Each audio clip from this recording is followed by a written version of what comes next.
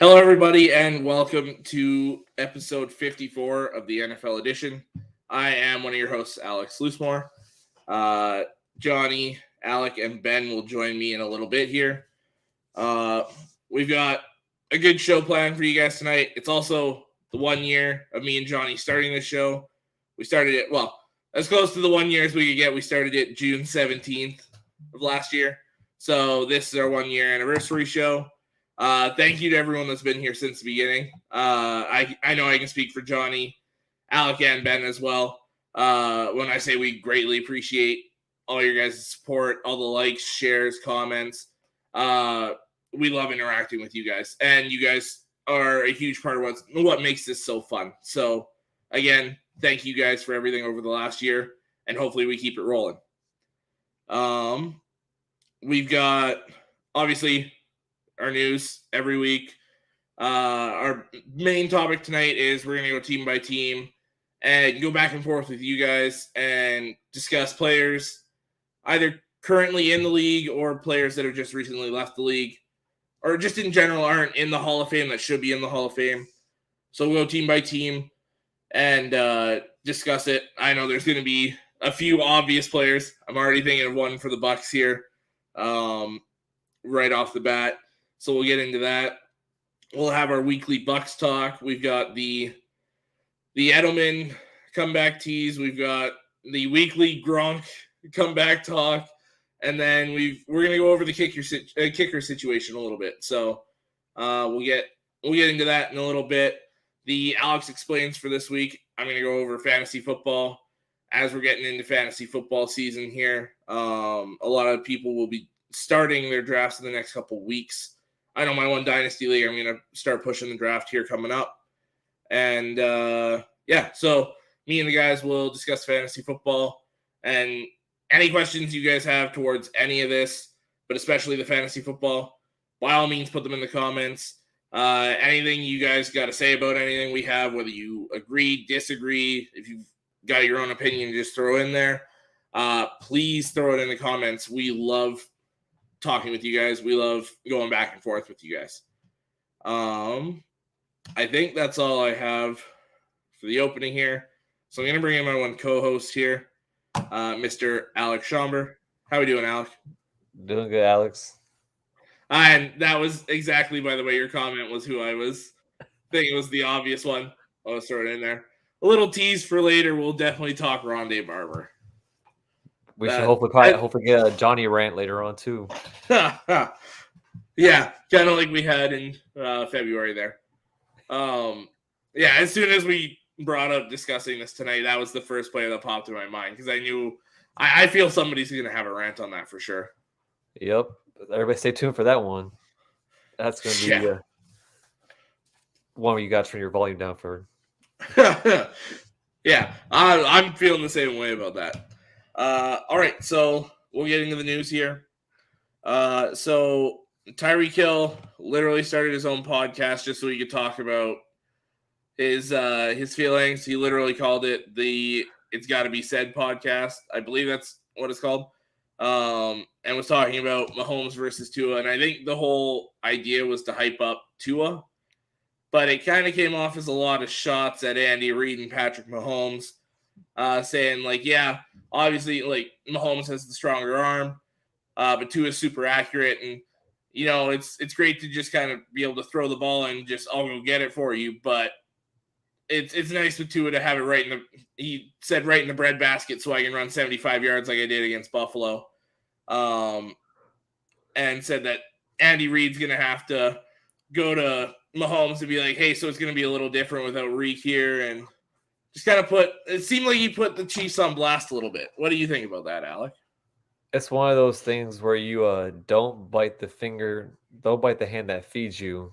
The team that got you a ring, and then you just go behind and try to gaslight a whole team, even though as of what we know, it's probably not even true. He's just trying to do it just so he can lash out at his former team, even though he wanted to get traded. So it's like, dude, you wanted to get traded, you got traded, so now you want to go and try to talk talk shit about your former quarterback that got you a ring, that got you all those receiving yards, and Tua hasn't thrown a deep ball, so I don't know how you're going to compare those deep balls to Patrick Mahomes.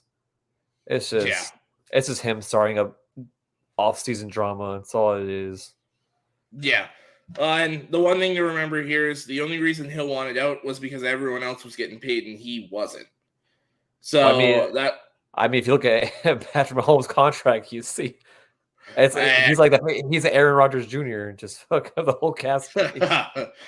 Yeah, well, and then you look at Chris Jones and what Travis Kelce's Chris Jones, what Kelce's making. Like there's not much money to go around in Kansas City at this point. So it was kind of a when, not if, Hill was leaving, and it just so happened to be this offseason. That's why I'm glad we have the quarterback we have. That's more team friendly, not money hungry. Like, dude, you get paid like even $1 million will help you out in life. I don't know why you gotta go for the extra mile. Yeah, well, and not only the quarterback that's not so money hungry, but players that are willing to be for the team. There's a lot of players in Tampa that aren't me guys. It's we guys, at least from the outside looking in, which is kind of helpful in getting that ring. Mike Evans did that thing for years in the past. Everyone's trying to say it's a Brady effect. No, Mike Evans has been doing that even before Brady. When he was with Winston. Year after year. Those players are rare to find because nowadays they just want to get that max contract. It's just, which I understand because it's a job, and with a sport as violent as football, it can end at the snap of a finger. So you want to get as much as you can, but one contract will probably save you the rest of your life. Yeah, that's the other way to look at it, right? So, from the player's perspective, I get wanting to rake up all the money you can, but if you're worried about rings, then you got to spread that money around a little bit. Yeah. So you can actually use that money for your line so you don't end up in that situation. So you're not running for your life trying to throw basically planking in the Super Bowl. Or you want to be like Patrick Mahomes that runs 500 yards the whole game. Oh, yeah, that was insane. 500 yards and gained 5. It was just gross. Sean Spencer, thank you for tuning in, man. Yeah, so move on to the next topic here. So Lamar spoke with reporters today at OTAs, or at minicamp, said they have actually discussed an extension. His OTA absence was not contract related. He says it was just him working out with his guys. He doesn't have to be there, so he's not going to be there. And the one thing I got from it was he was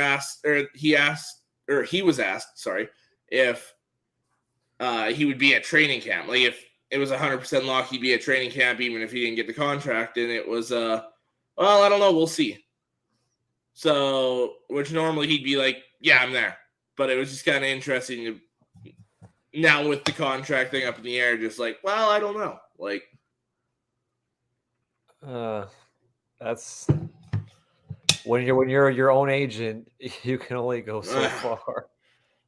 And I mean, at the same time, I think he's right to be patient because you just saw Watson get $230 million, and then you've got all these. Kyler Murray needs a new contract. Burrow and Herbert are getting theirs right away. So if I'm Lamar Jackson and I know they're going to franchise tag me for 2 years if I don't sign this offseason, then I've got 3 years before I have to get a contract. So yeah, I'll wait so I can earn more money down the road. They need to put that money to receiving core.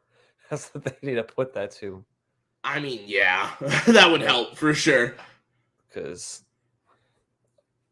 even when they when they interviewed, I'm not allowed to say this name around certain people. Greg Roman was saying that since he missed OTAs, he said that 80% of the offense he knows and 20% is a new offense. Even though from sources I've heard, it's not the same offense. It's not a different offense. It's going to be the same offense as usual. Well, it's the 20% is probably just you might get 3 tight end sets this year because they drafted those 2 tight ends to go with Andrews, and you might get stuff like that where that could be the 20%. Or instead of running a left, he just runs right. I was just gonna say, or different kinds of running plays for Lamar.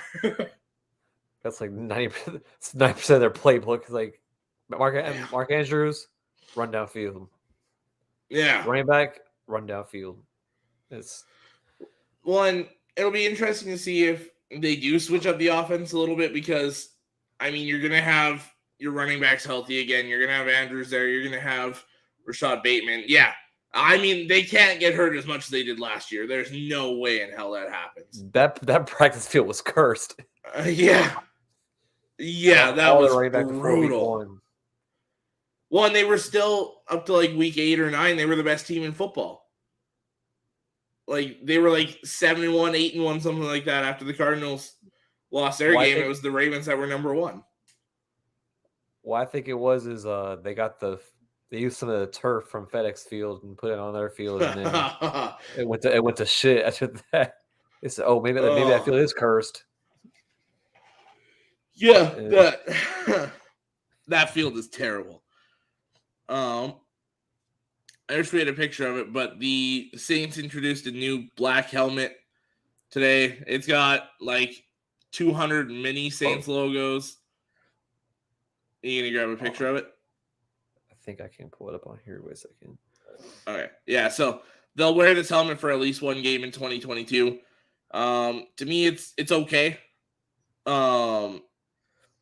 If they took the big Saints logo off the side of the helmet and just had the big stripe of the mini logos, I would like it more. But to me, otherwise, it's just okay. Oh, I got it right here. How's it going, Johnny? What's up, man?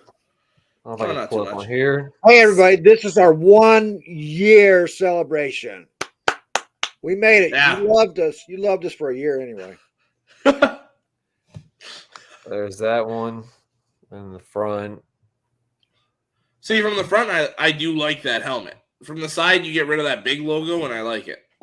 See, what I like is they did a tribute to Jameis Winston. Every stars all his interceptions. Wow. It's a nice little tribute. Oh, they've had the record on there, too. This helmet goes back to 1969, dude. I know. I was just saying, it's targeting. I don't mind it at all. The original 1969 helmet, though, had the brown and white stripe down the center of the top. And I'm glad they left that part off.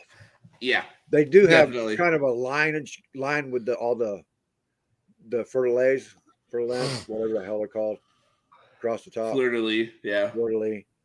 But I still think it's kind of cool. Here, I'll put one up.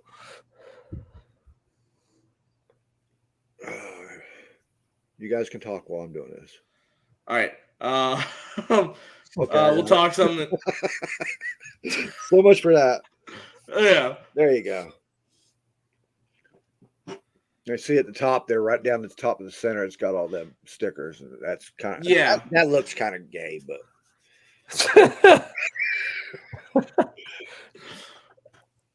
on the one month you shouldn't say that word.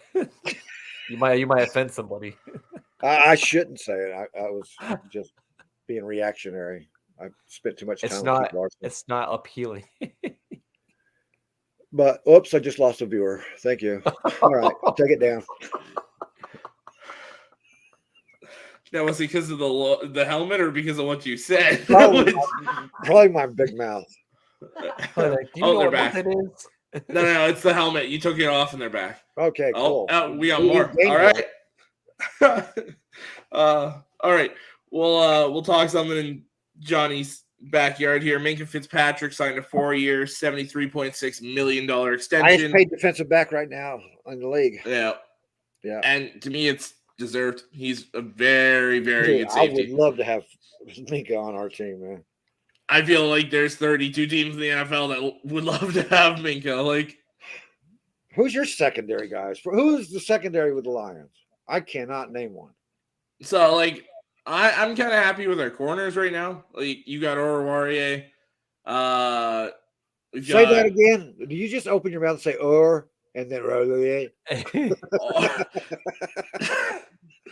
Oruwariye. Oruwariye. Okay, I got you. Yeah, Amani Oruwariye. Oh, good God. He's got Amani in front of all that? That's his first name, yeah. Hey, look, we got Ben. So how's it going, Ben? Good. How you doing? Good. We're just talking the Minka Fitzpatrick extension here. Oh, he's probably one of your best players on the team. You got to do it. When he's one of the better safeties in that's football. A team that's a defense that's highly underrated compared to all the stars they have on that team. I mean, look, if they're going to do every line, every level of that defense has got a superstar on it. I mean, if they're going to do anything this year, it ain't going to be their offense. No, have to be their. They're going to win a lot of like 13-10 games. This year. It could be their offense if they're fully committed to going back to that ground and pound, heavy, hard hitting routine again. Then yeah.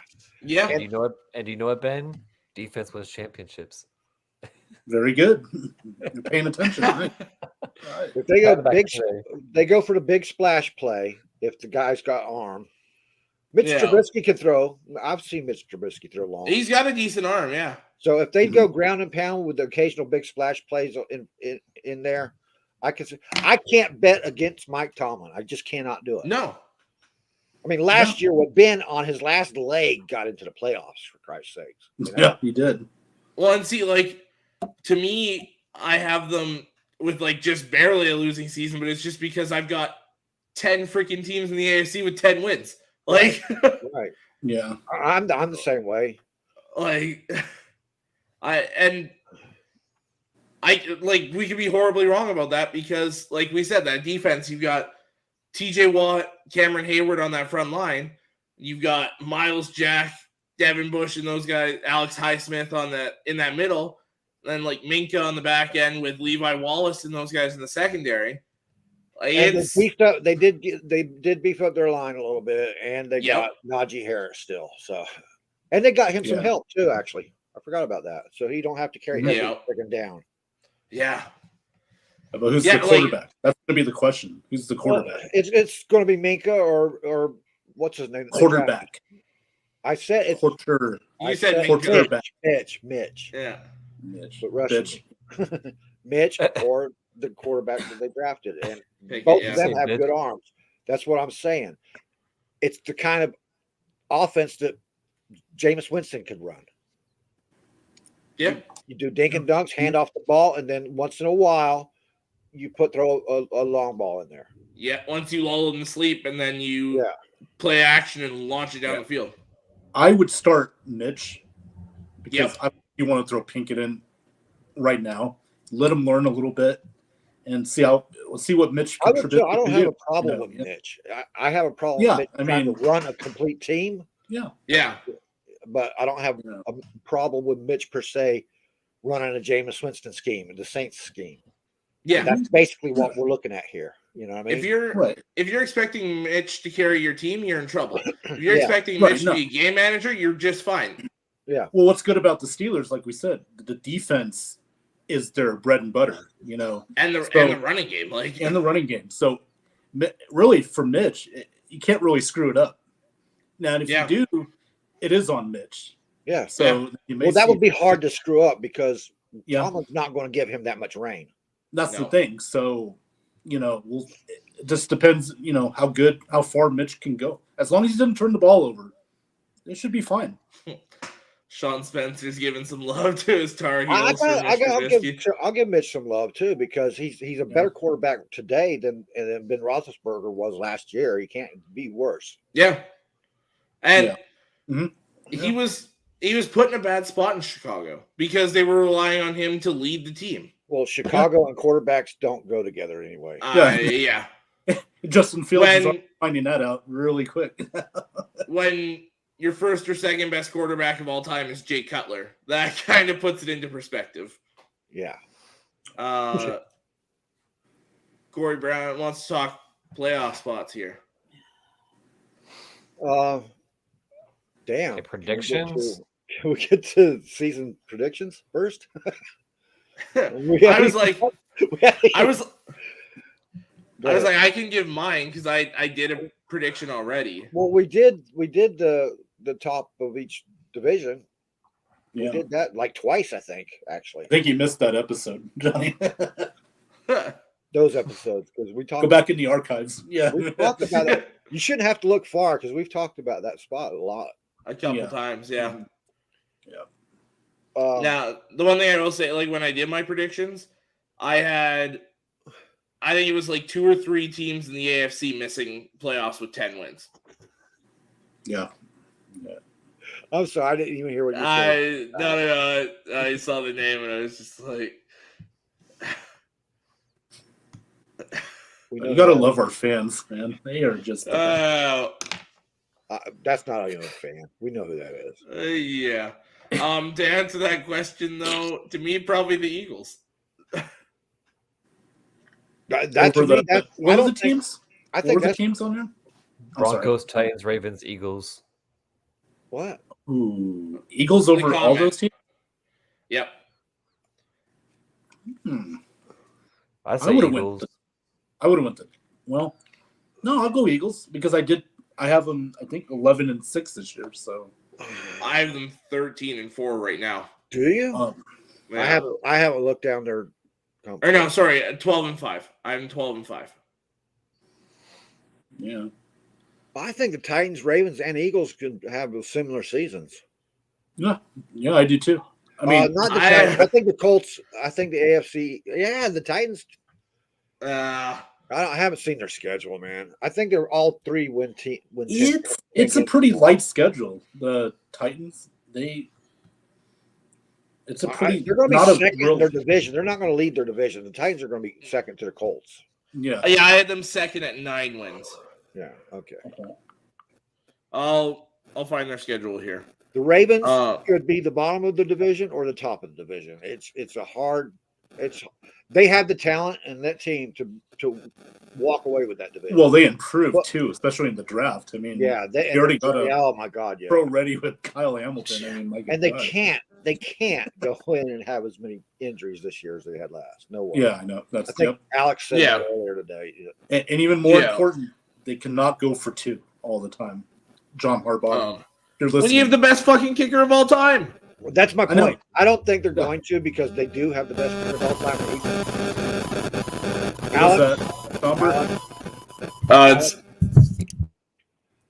They don't have. They didn't let dial up Tucker go, so I'm pretty sure Tucker had some contract talk with him about that shit. I guarantee it because Tucker does not like to come off the field. That better? Yeah. MFers, you pay me right now. I'm leaving. And they're like, okay. Yeah. So just to jump in here, the Titans get the NFC East and AFC West, and then you get the first place teams in the other in the AFC. So you get the Bills, obviously the Chiefs because they were first in the West, the AFC West, and then the Bengals. Woo. Yeah, AFC West, Bengals and Bills, and then the NFC East.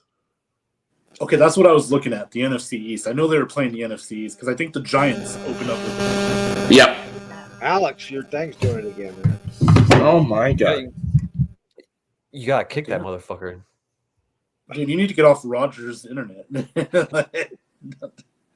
Or is that Bell or whatever the...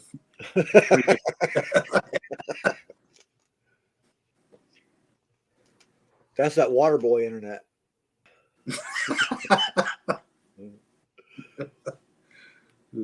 My mom thinks football is the devil. But how's that? I heard a little bit, but it's good now. There's some crackling there, but it's not bad. Yeah, I heard again. Okay, I'm going to switch out the cord. Okay. So all the pre-show, we went an hour almost pre-show. Never once did his thing do that. But now it's on the main show. So. Now we're on the main show. He wants to act up. What's that line from Ben? Anything can happen on live TV. Exactly. Yep. The Lions at the no. I can see the Lions winning 10 though. I really can see it. I wouldn't predict it, but I can see it. I'm predicting 9 right now, just based on the schedule. But I can see anywhere from 6 to 10, legitimately. They did end up the site I was on does all the tiebreakers and everything. For me, they did end up as the 7 seed, so they do make playoffs. For me, the Rams had the tiebreaker over the Bucs. I had them both at 13-4. The Eagles were 12-5, so they were the 3 for me. I just realized he had the Lions winning that division. God no. The Packers won the division for me at 11-6, and then the Niners were 12-5. Or no, the Niners were 11-6 for me. The Cowboys were 9-8, and the Lions were 9-8. Was how my playoffs ended up. So the Saints and Vikings were both 9-8, and they just missed the playoffs. Any of you Bucs fans watch Gerald McCoy on Total Access? I was literally watching it, saw him on there, and I turned it off. Dude, Terrell McCoy is great on Total Access. He is. He is. So what you're saying? He's not bad. He is kind of entertaining. Yeah, he's very entertaining. He's. I like the way he put the Jets out on blast. I put, okay, you guys better win a Super Bowl this year. He basically picked them to win out over Miami. So no, yeah. Well, I didn't say he was the smartest. He's entertaining. He's intelligent to watch. I mean, they ragged him like a bitch on that show. From what Alex is saying is GM, but his other takes were pretty good. Is to what GR is to Johnny. No, there's not that much hate there for me. Grand Rapids? What are you talking about? All right, let's take Terrell McCoy in context. He was the best player on a bad team with Levante. And he made it to a couple of Pro Bowls, so he actually got noticed by the nation when we weren't noticeable. Okay, he's not a splash player. He's never ever going to be called a splash player. You can't name a single play of his except for picking somebody up off the ground. You know what I mean? Yeah. But as far as a good football player, he was a good football player. He just could not play. Oh, yeah. He could not pretty good football. Run. Yeah, he's a pretty good player. Not great, pretty good. He is what he is. We're not going to discuss him tonight for Hall of Fame, that's for sure. Oh, God, no.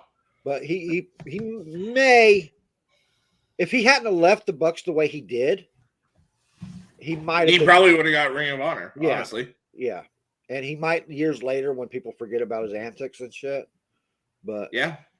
He never the problem with the debate right there. The only problem I had with him, Johnny and guys, he never made anybody better around him. No, as a team, a part of being a great player, you got to make players better around you. Right. Well, he didn't do that. Anybody's calling him a great player. I would. No. Right. But I'm just saying he could have been if he made other players around him better. Yeah. So. No, but as far as pass defense and stuff, he was good. He was above average in that. I agree. In run defense, he completely sucked eggs.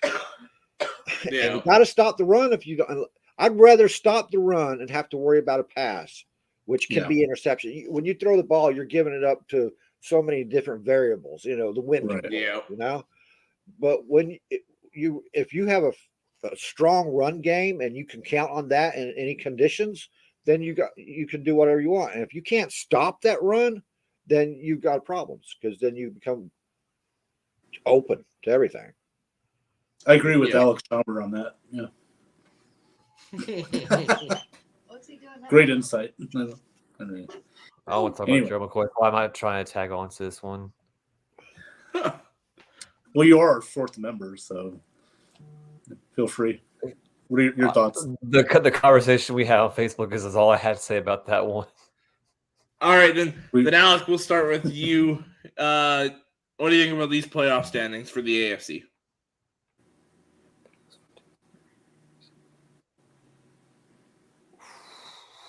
I would switch. Oh, I'll put Bills. I'll put it back up again. Bills. I'm gonna go with sleeper because I'm picking Chargers, Bills, Chargers, Colts, Raiders, Broncos, Chiefs. Who wins the AFC North? Because you're missing one team on there. AFC North. Yes. Damn. I also go with Cincy. Well, he put the question mark at 4 just because he doesn't know who's winning the North. Oh, okay. Okay. I would say Cincinnati goes 4 to get 6 teams. I'd say Cincy. Okay. I'm not having high confidence, because depending on how Cleveland's situation works out and how Greg Roman fixes this offense in Baltimore 20% different, then I'd say Cincinnati. That's the only one that I can guarantee right now. Because let's be honest, Baltimore ain't changing shit. It's the same fucking play calling. Baltimore is changing something. They're changing their personnel because they had none last year. So, and they're changing without the players. Without the players, they still were a formidable team out there. Yeah, the 20% is who's on the field. Right. No, they're changing Lamar Jackson's cleat size. He's going up a size. That's the only thing that's been changing on the offense. Okay. Well, in case you missed the draft, they did a really good job of getting players for rotation and for starter lineup. Yeah. So, I can't bet against that team. Well, I mean, from what you've shown me from Greg Roman, I don't really. We're not talking about coaching right now. We're talking about the team. That team is. I mean, team, yeah, but saying how that. It's one of the strongest freaking teams in the NFL, dude. I'm not. But we do see, to Alex's point here, time and time again, we do see coaching get in the way of talent. Yes, we do. Baltimore, but we've already seen what Greg Roman puts on the board, and they get to the playoffs. 2-point conversions. Yeah. Now, as I said before, I have them missing the playoffs just barely with 10 wins. They were one of the 2 teams with 10 wins that was out. I had the Bills at 13-4 as the 1 seed. I had the Bengals at 2 at 11-6. The Colts were 3rd at 11-6, just based off tiebreakers. The Raiders were 4th, 11-6. The Chargers were 5th at 11-6. The Chiefs were 6th at 10-7, and the Dolphins were 7th at 10-7. That's how mine ended up. So the Ravens were the 8 seed, the Broncos were the 9, both with 10 wins, and the Titans were the 10th seed at 9-8 for me. I got the Ravens winning that division. Yeah, and they're going to bounce back. I want them to, personally. I got it coming down between the Ravens and Pittsburgh, believe it or not, because Tomlin has to go back to this style of football. This style of football is what made the Steelers.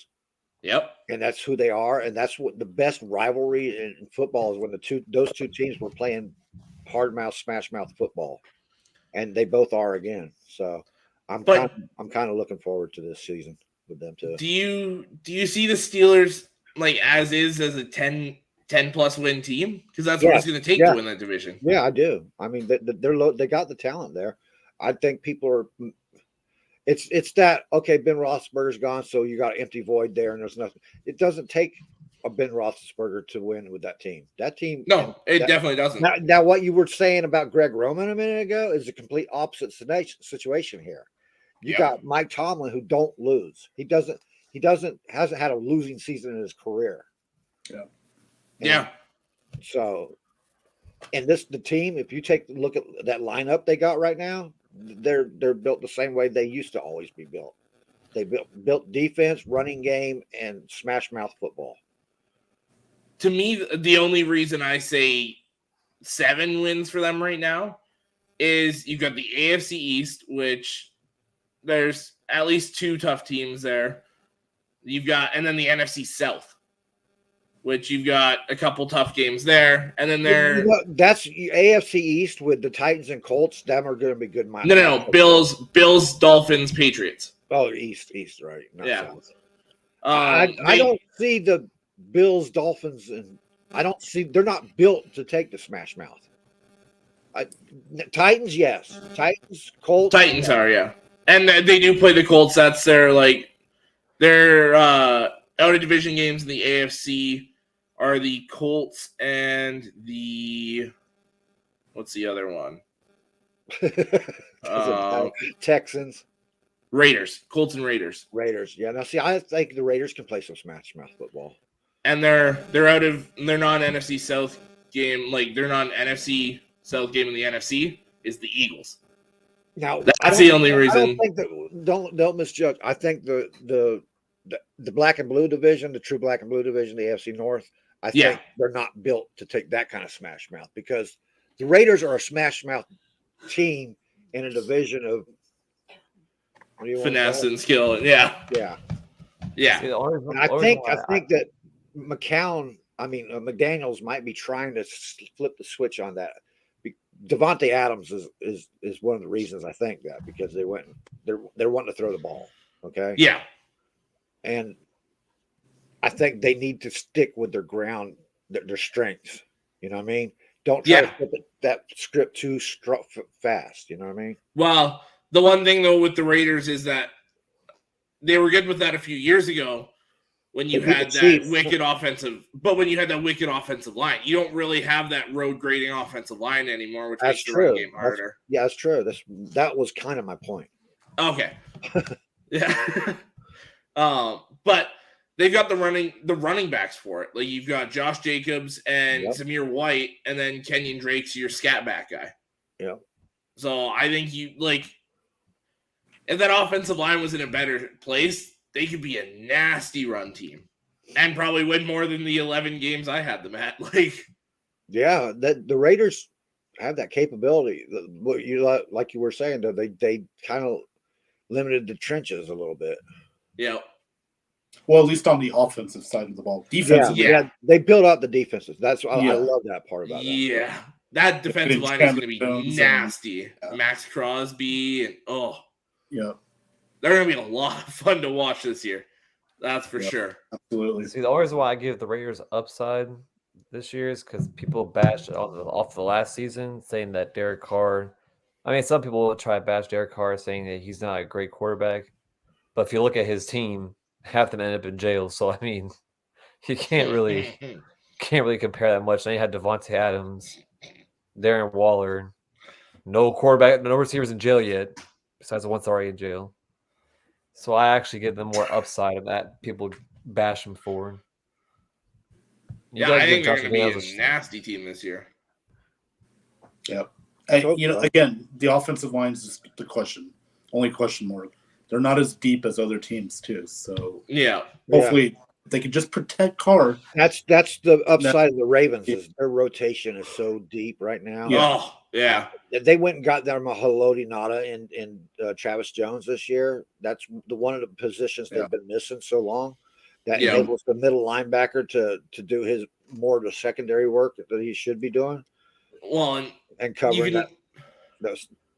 I'm still not convinced. Who's the damn linebacker they drafted this year? This year? Yeah, because they drafted somebody to try to replace Queen. Queen is not the guy there at linebacker for them. No, he doesn't fit what they're trying to do. No, I think that's why they brought in that Travis Jones, because they need to shore up that middle so that Queen doesn't have to worry so much about the middle, and he can limit his load. Well, and I think, to me, when I look at that defense, I'd run a 30 front in the running downs, so the 3 defensive linemen up front, and I'm going Travis Jones, Brandon Pierce, and Calais Campbell. Yeah. And I'm just saying, you 3 suckers grab those 5 suckers and just clog up that middle. Yeah, you're not going to run against them. That's going to be their edge over Pittsburgh, I think, when they come to their rivalry. Yeah, I think so too. And the added tight ends, I love that they did that. They're just telling everybody, okay, we don't throw to wide receivers, but you try and stop our tight ends. Yeah. Well, and I think that's going to add another dimension there because yes, they're all tight ends, but Isaiah Likely's almost like a wide receiver. Yeah, in a tight end's body. And any of the other guys will run over people. Yes. That it's stop our road graders, and then you win the game. That's it. You stop our run game, you stop our defense, and you stop these road graders, and we'll see who stands at the end of the game. Yeah, that's going to be a really interesting offense there. It is. There's so much you can do with that. Corey says the NFL should add an 8th playoff spot, and all teams get that bye week. Huh? So, where the 1 seed gets the bye in the wild card week, you give all 16 teams a bye, and then your divisional round is 1 versus 8, 2 versus 7, all that, and then you get your yeah. What's up, Christopher? Thanks, Robert. All right. Should we get into our Hall of Famer talk now? Oh man, I almost forgot about that. Sure. Stay tuned for Johnny debate rants. I don't feel a rant tonight. I might have one, but I don't feel it right now. I'm guessing we'll probably get one somewhere down the line. Maybe not the one me and Alec were thinking, but we'll see. All right, so where do we want to start? We're going through. So we're talking about current players going into the Hall of Fame. No, the current players and players that aren't currently in. So we can talk players that are in. I see what you're doing. Yeah, see? That's where we were thinking we could get a rant out of you there. Yeah, you might. Oh, here we go. So yeah, it's any player that's currently not in the Hall of Fame. We'll go team by team, and we'll discuss which players should get in that aren't currently in. Okay. Damn, I was more interested in predicting than having a meltdown. What would this show be if we didn't have a rant or a meltdown? I mean, okay, I'm Bucs biased, so of course Simeon and Rondé are blowing my mind, but there are a lot of teams that have Hall of Famers, worthy Hall of Famers that aren't. Yep. And here we go. Yeah. You're at an 8. No, I'm only. Can we go to 9? Can we go to 9? Yeah, thank you, Corey, for reminding me. Yeah. Although, wasn't this his first eligible year, Devin Hester? Yeah, but if you're gonna, I mean, how long did Ray Guy wait? Shit. Quite a while. Like 15, 20 years, something like that. I think even longer than that. Really? He only got in like 6-7 years ago. Well, time to me, like if it was yesterday, it could have been 20 years ago or 30 years ago. Yeah. Yeah, I was like, I distinctly remember him getting in fairly recently. It was like 2015, 2016. I just watched the I forgot his damn name, and I was bitching that people forgot his name. Look at me being a hypocrite. But I was just watching the Vikings and San Francisco game. Thank God I remember that. With Brett Favre with the Vikings. Yeah. Oh. And I felt like that was like, a couple of years ago. It's been a while, man. Yeah, that was like 10 years ago, man. Yeah. Well, that was like 11 years ago, something like that. Yeah. So Johnny's like Dr. Emmett Brown in Back to the Future. Oh, this was some news that we were going to discuss. Let's get to the rest of this before the Bucs news.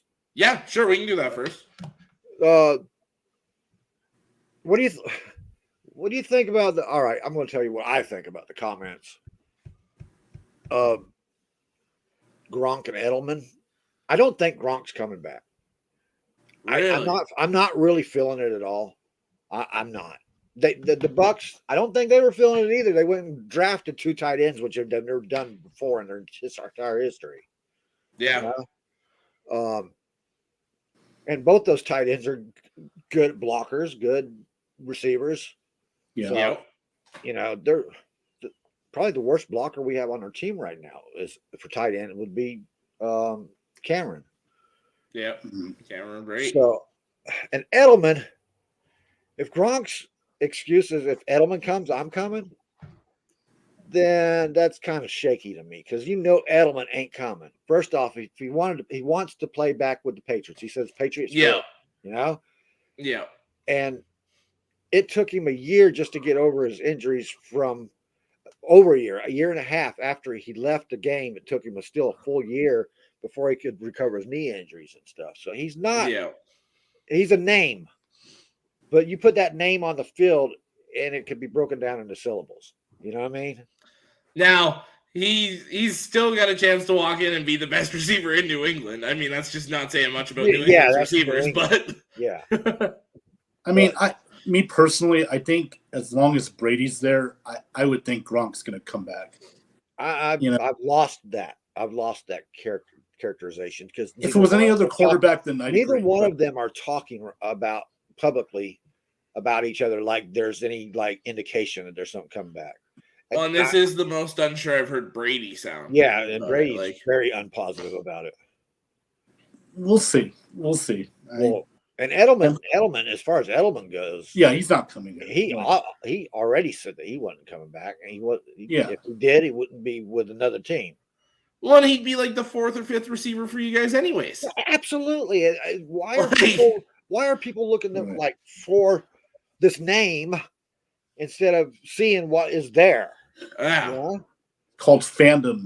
That's what it's called. I don't get it. Yeah. There's other positions that we're probably going to need to fill during this season too. And so yep. I got a strong feeling that those spots are the ones that we're going to have to be worried about, not the tight end or another wide receiver there. Yeah. To be honest with you, in my opinion, I'm like 10% that he might come back. That's 10%. The other 9%. They drafted 2 tight ends. They're going over health, over a name. They gave themselves a security blanket. So even if he says, I'm out, it's not going to really hurt them at all. They're like, okay, well, we already got our people, so. Well, and then you're drafting for the next few years, too. So, I mean, guys like Otten, they're going to get some playing time, but they'll get the majority of it after 2022 and beyond. So. Yeah. And me personally, I'm sitting, I'll say about 60-40. I still think he's going to come back right before training camp. But why? I'm just it's training camp that he hates. Why would he come back just before? I think if he comes back, it'll be during season. Well, the only reason I thought training camp is because then you can get him in shape, ready to go for week 1. That was the only thing I would say. Because to me, it's he wants to party all summer and skip all these workouts that Brady's going to have him in. He openly said last year, this is really what I think, okay? I don't think he's coming back. But if he does, I think it's going to be in season, and they'll give him 5 or 6 games to get in shape and then play him close to the playoffs. Because last year he said he wished he could just play for the playoffs. Yeah, that's fair. Don't we all? Yeah. Some people earned that. Has Gronk earned that yet? He might play 3 games before the playoff run and go through the run just to add to his numbers a little bit, But but Gronk's also a talker. He likes to talk a lot. He likes to say a lot of things too. So one thing that's never changed in his narrative, though, has been his opinion of training camps and playing throughout the season. Oh yeah, no, I know. Yeah, the last year he played, the last Super Bowl they won in with the Patriots. If you watched the Brady show on Man in the Arena, yeah, Man in the Arena, you know that they were beat up. They did not want to fucking play. Oh yeah. Oh yeah. And I don't that's something hard to come back from, man. It is. And it really is. Well, and think about it too. You win 2 of the last 3 Super Bowls for the Patriots. You're playing extra games, so those seasons drag on. So you get less time to rest and everything. So that's what they mean by that. Especially with how old Brady is, and the tight end position being a tough position for guys. And especially the way he plays it. Yeah. Yep. Thanks, Robert. We appreciate Robert. We appreciate all the fans, man. Yeah, definitely. Yeah, you guys just give us a place to talk football for a couple hours every week. We appreciate you guys for giving us this opportunity. Absolutely. Yes, sir. Without you guys, it's just us four sitting in a video call talking football. We love being able to talk to you guys and go back and forth with you guys. Yep. Well said. Well said. Good comment, Robert. Thank you.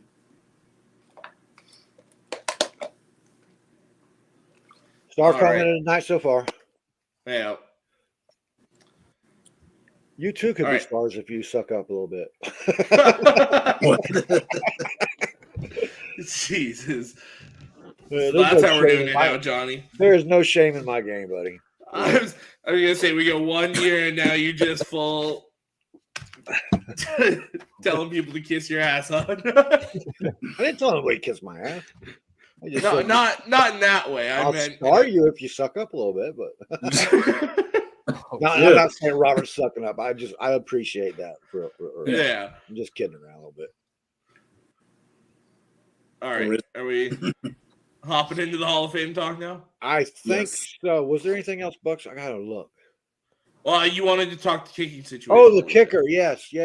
What do you think about that situation with you remember his name? I don't. Borgalis, yes. But Borgalis, and there's actually a kicking competition between him and Suckup this year. Yeah. I actually expect him to take the job. Do you? I don't know how well he kicks. See, I've never seen it. I don't know how well he kicks those inside kicks, those inside the 50 and stuff. But I know he kicks outside the 50 really well. Well, and it must have been good enough for them to protect him on the practice roster last year. Yeah, all last year. They kept him. Yeah. They did not let him go. Yeah. To me, that said something, and along with the cap hit on Suckup. I think you save a couple million by getting rid of him. Right. That's true, too. So, to me, I think you get rid of him, go with the cheaper option, the younger option. And I think this is... I think it all depends on how Matt Gahey is. Yeah. I knew somebody was going to take that the wrong way. The Matt Gay thing was he could kick the long kicks but couldn't kick inside. And everybody, it's Pride Month. He even missed it. Thank you, Johnny, for giving a shout out to Pride Month. Yep. He even missed. We just lost a viewer. The Rams against us last year. Remember, he missed a chip shot. Oh, was it PAT against us last year? So something like that. Yeah. So, I would rather be consistent, but if you can be consistent, Justin Tucker like, or Koo like, or whatever his name is. Yeah, Koo. Young Ho Koo. Young Way. Young Ho and Matt Gaze. Oh my God, it's a good show so far. Wow. No, this is not off the rails. This is it NFL edition. I mean, listen, I get it. If you want to save some money with the kicker, but Suckup has been great for us. I mean, he's been okay. He hasn't been great. I don't put him in that great category. Compared to all our other kickers, though, Johnny, but you can't put Suckup outside. You could. They will not one time last year or the season. Well, they did before they found out he can't hit from there. But if you need a 50-yarder to win a game in overtime, you can't go to Suckup. No, I thought he was solid from 50-plus yards. 49. Never kicked a kick last year over 49 yards. Really? You didn't kick one from over 50? Nope, not one time. Wow. Holy crap. I didn't know that. Yeah. If you want somebody that's going to kick that 50, 52, 67-yarder against you to win an overtime game, you just had to throw 67 in there, didn't you? You, Johnny. You got to have the guy. So if they're that intrigued with Borgalis, then I'd like to see where this kicking competition goes this season. Yeah, fair enough. You're buzzing again, Alex. Just punch it. Just punch it. Just punch it, man. Just give it to Bruce Arians. Little Charlotte Hornet there going on. I don't know how I fall down in my chair though as I'm doing it. I could show you. Yeah. There's a difference. You know how uncomfortable it is trying to sit here like this? Yeah. Jesus. I'm not going to fall over my chair on the show. No way. You will someday. No, I got my legs up underneath me in case it does go. I'm ready.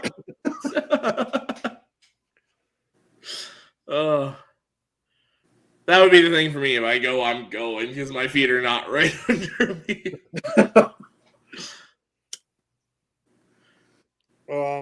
Anyone else got anything to throw in on that kicking competition? Or I don't know. What do we think about special teams? We got Jalen Darden. Since we're talking, they said he's been really impressive at camp, so they really like what he's doing there. So they're wanting to keep him as the return man. Yeah, I don't know. Jalen Darden didn't. No, I mean he's not. There's no difference between him and Mickens. Is what I'm saying. There's no difference. Really. Exactly. I mean, but we'll see. Thank you, Kyle. I was wondering what Alec said, "Oh God," for. Here we go. Alec Schomburg's best friend. Yeah. No, it is Pride Month after all, so. Shouts Kyle for number one Pride supporter.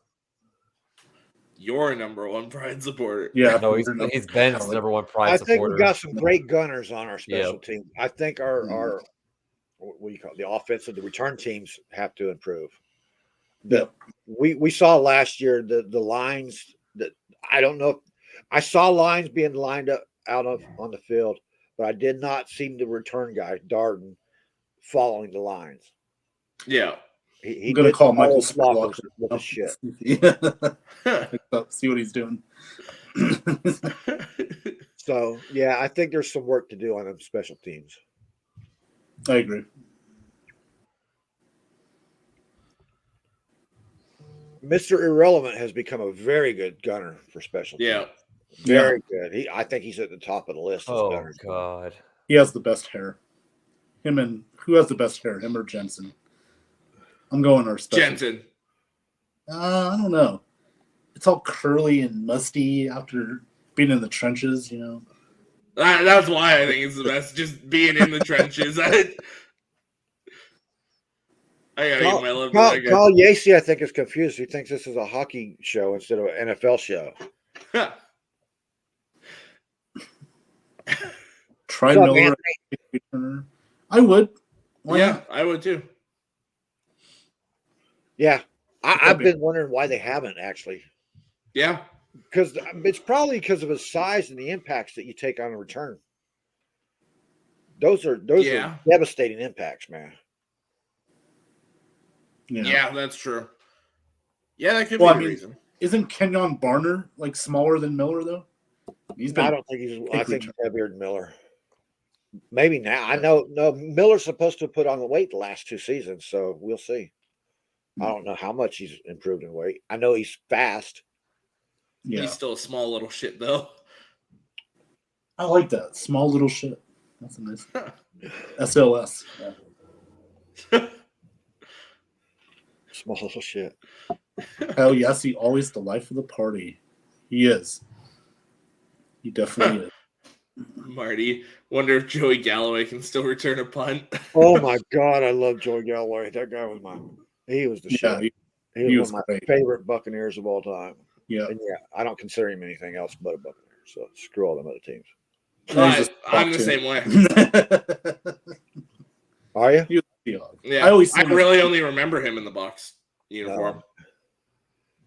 Him and Joe Jurevicius, man. Joe was awesome. JoJo should be on the Ring of Honor in my mind.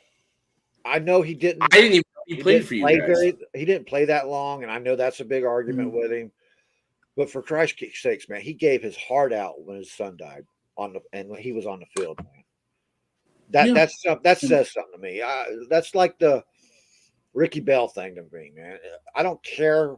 Ricky Bell was the first 2,000 yarder we had ever. You know? Mm-hmm. Yeah.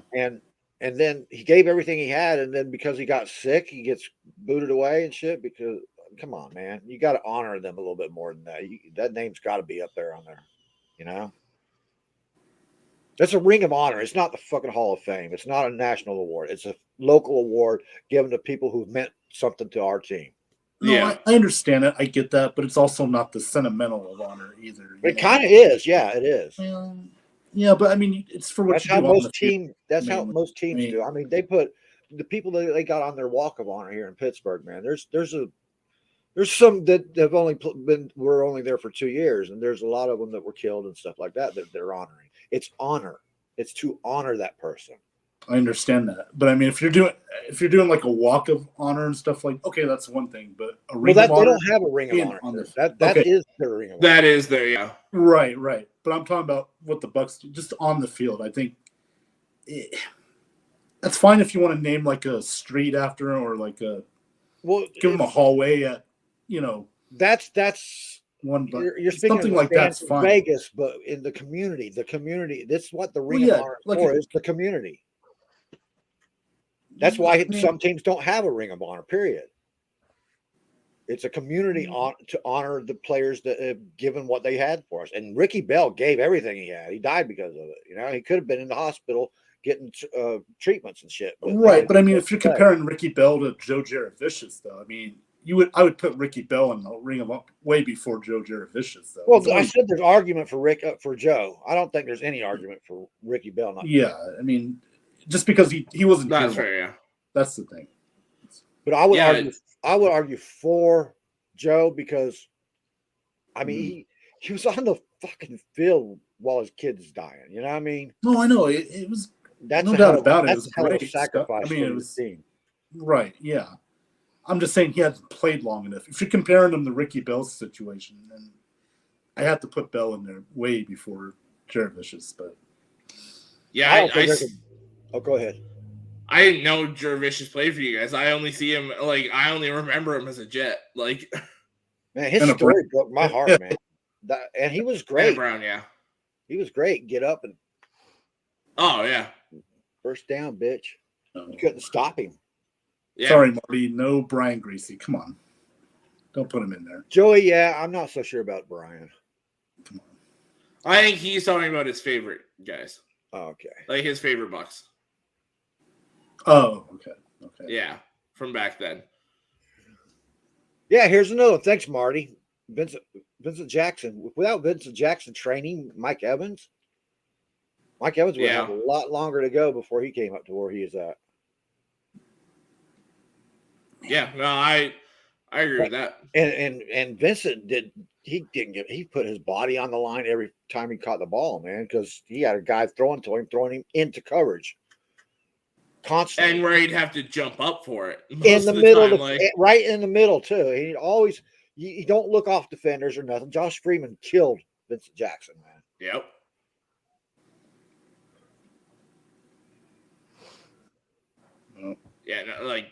Yeah, I love Vincent Jackson. Oh, okay, I get it. I see what you're saying. Yeah. Okay, got it. Okay, yeah. Well, I disagree with that too, but fan of Brian Greasy at first too. He is okay. Nothing special. He wasn't Greg Roman, that's for sure. Much love, Mr. Once he started coaching, Brian Greasy's offense was pretty good, man, actually. He's talking about Handy. Oh, Andy. Okay. Yeah. Well, Kyle had another nickname for it. No. We won't go there. That's in private chats. Yeah. That's in the office. Oh, that's it. That's who he's referring to. Yeah, right there. Yeah. Who's your favorite player that you would put in Ring of Honor at least, Alec? For my team or just for the Bucs? Team? I said for the Ring of Honor. I mean, I always go Vincent Jackson. Yeah. But I can think of the top of my head. Because my other favorite was Rondé Barber, but he already got that. Is work done in there? Who? Is work done in the Ring of Honor? He should be. I think he should. Not that I wasn't a great Work Done fan. I'm not gonna lie, I wasn't. But for the community works, like we were talking about a while ago. Yeah. For the community works and stuff he's done, and his fandom, the people who follow him, I think they should be. Yeah. He was a good running back for us too, though. Come on. Yeah. I think he was better. He actually got into his groove with Atlanta. Yeah. Yeah. Well, because he got to start more and stuff. Like, alongside Vic and everything. So see here, we're talking about Mike Evans, Vincent Jackson. Yes, I said Ring of Honor. Oh, Ben's your question, or he's not in there. He's on the Ring of Honor. I think he should be though, in my opinion. But Mike Evans, he's going to automatically go in the Ring of Honor when he gets in the Hall of Fame. But I put him and bring him on there now. I would almost 98% guarantee he's going to be a Hall of Famer. Now he's not going to be a first ballot walk-on Hall of Famer. Let me see this one. You're going to have to wait a while for him to get in because that's how they do wide receivers. Wide receivers don't go straight in. They don't, unless you're a fucking freak of nature, like Terrell Owens didn't even get in. That's because of the media, but because they didn't like the circus he made. But so what?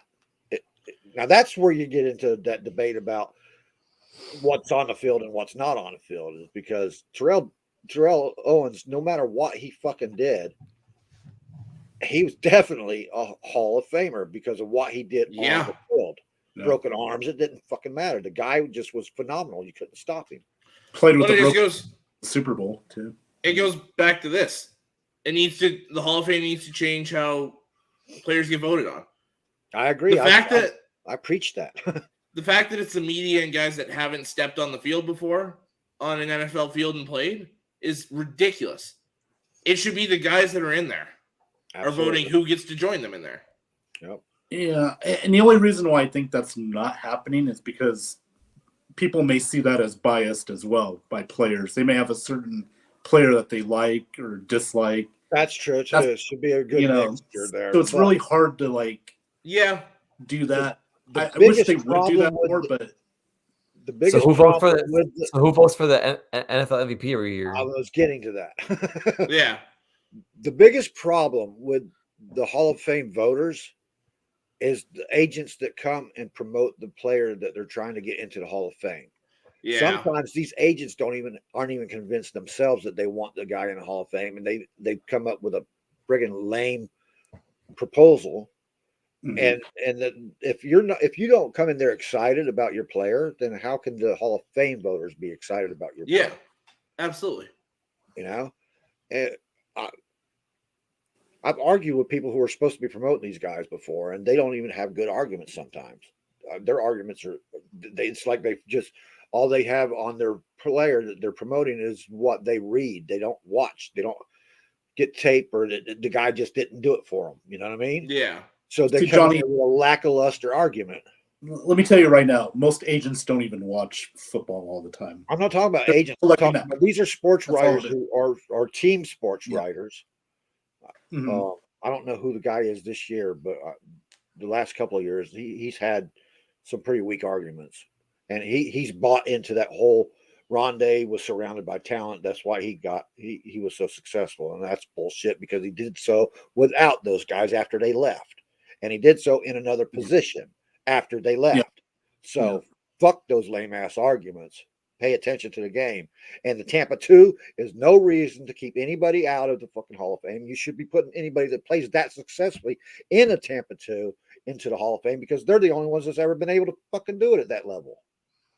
Here we go, Alec. We're getting what we want. Right, we're at a 9. Here we go. All right. The crowd wants a 10. It's not there. I've seen 10s before. This is a 9 right now. I'm not even. No, the Hall of Fame night was Hall of Fame night was a 10. No. Yeah. Oh yeah. When Rondé didn't get in in February. That was a 10. Still got scorched carpet around me right now for that. I remember we literally started the show the second we found out he didn't get in just so you could go. Oh man. Yeah, exactly. Just cover up everyone else. Run for cover. Allstott's on the ring. Allstott belongs on the ring. Will he ever be a Hall of Famer? I seriously doubt it. No. I'm surprised. John Lynch is one of those. All right, here's an example. If I was a team writer and I had to go and promote John Lynch, I would have been half-hearted about it. because I personally don't feel that he's a Hall of Fame worthy linebacker. Second, Jesus Christ, safety. The only reason why, and I agree with you, Johnny, is just because the numbers compared to guys like Palomalu, Woodson, it took him extra years to get those similar numbers where guys like Palomalu did that in less time. Nationally, he was not a big story. Publicly, around the area, generally, he was. We love John Lynch. I got a John Lynch jersey right there. I just, it's not that I don't like John Lynch. I'm just being unbiased as I can be. When I look at it, I have to be unbiased. And right. The numbers they don't match up to Rod Woodson and those guys, man. It don't. I loved him, but I mean, as a Hall of Famer, nah, not for me. But now, Rondé Barber is what he is. Quite contrary there. His numbers match up with anybody in the league at that position. He invented a whole freaking class of changed positions too. Yeah, changed positions as well. I mean, it still played well. He basically put the nickel corner on the map. Yep. Mm-hmm. Yeah. He the 2020 it was the 2020 league. Now it's the 2040 league because he kept playing, but he invented that shit. There's nobody ever done it before him. Okay. Right. Yeah. Oh yeah. So and his last year, the way he went out in his last year was not, he's broken down and he's battered. He's got to quit playing. No, he was playing a very high caliber in his last year. He finished his last game with an interception. Yeah. For Christ's sake. Yeah. And he can't put that on top too, like he could have maybe played one more year, but he decided no, But can you imagine what they would think of him now if he had played into those seasons where he started declining? Yeah. Oh, yeah. Then the argument to put him in the Hall would even be harder. Yeah. Yep. And he should have been, in my opinion, he should have been a first balloter, man. I mean, for Christ's sakes, he invented a position. He was the first to do these several friggin' things at that position. And just because 3 other people have been able to do that's another thing. Only 3 other people in the history of football has done what Rondé Barber's done. Right. For God's sakes, man. Quit giving me this Tampa 2 excuse. Nobody else plays. Tampa 2 is used all around the league, and nobody play it as well as that team did. So don't tell me the Tampa 2 made him. He made the Tampa 2. 9.5. There we go. Yeah. Very close. Let's get on. All right. So I can write down Rondé Barber for Tampa Bay players that should be in. Absolutely. Yeah, I would think so. You do? Really? Well, guys, that really shouldn't need to be said. That's what I know about it. All right. Well, guys, you got 9.5 tonight. Do we just want to start this in this Hall of Fame stuff and continue with the Bucs? Since we're already there? Sure. All right. Mike Evans. No doubt. No doubt about it. I'm pulling up Rice's numbers right now. I mean, that's kind of borderline for me. Like, he was never good against the run. That's probably what hurts. Neither was, what's his name? Strahan. But he was better than Rice was with the run. Because of the interior linemen they'd had. It's part of it, but Strahan also played for one team. Rice played for 2 teams. Well that's Rice's problem. He played well at both teams. I mean, that's a non-factor because you are not going to be able to go from this date or 10 years from now into the future and find anybody who's played for just one team, even Tom Brady. My only question is, would Rice have put up the numbers if he'd have stayed in Arizona and never played for Tampa? Probably, I don't know. That's the only thing. That's what I would have to look at. But like when you're comparing. What if? When you're but that's what Hall of Fame voters are looking at too. How would he do if he didn't have these players on the team? Here's my argument. Okay. Any player, any defensive lineman or edge rusher who's played the years that Rice did, which weren't a lot, wasn't exuberant, and has 100 sacks, are automatics. Rice has 122 fucking sacks. Right. He He should be considered in the same elite level that everybody else is. Yeah, I mean, that's why I say he's borderline. I don't know if he's a Hall of Fame, in my opinion. That's just me. But it's close. It's close for me. I would give him the nod in, personally. Okay. Alec? All right, between those two or just straight up Rice. that one player? Simeon Rice. Yeah. Probably like down the road, yes. Not like next, like probably next 2-3 years. No. He's already waited his time. Yeah, but you've also got to look at the edge rushers that are coming up and coming. Like, you got to put them against the players that are coming in now. Yeah, that's just going to be tough for him. And there were probably better edge rushers, a lot of them, than Simeon Rice, in my opinion. Now, I'm not saying he was a bad player. I'm just saying, like, look at the comp. No, he's a good player, really good defensive end. Yeah, just like how Rodney Barber was. Look who he had to fucking compete against, and then they said, "Yeah, you're go on next year and try again next year." And whether people think he's better than some of these edge rushers coming in or not is kind of irrelevant, because you've got more recent memories of, say, Jared Allen, Julius Peppers, a lot of these guys that are starting to make their way to the Hall of Fame eligibility. So that gives them a leg up on someone like Simeon that's been sitting there a while. But I would also say Jared Allen's a better defensive end than Simeon Rice was. Better overall defensive end, yes. I agree. I mean, anyway, even I would say Peppers as well. Yeah, if Rice played during their time, or they played it during Simeon's time. Well, Rice and Jared Allen did play at the same Not time. that long, though. I mean, no, because Rice retired just before he could. What, he retired? Rice before. I think it was 07 or 08 that Simeon Rice retired. I think. Yeah, he played till 07. Yeah. And Allen was what, 03, 04, something like that? Yeah, so they didn't play too long, but they have about the same amount of tackles for losses too. Mm-hmm. Allen and him. So who's the that you know of next year's edge rushers that are going in first?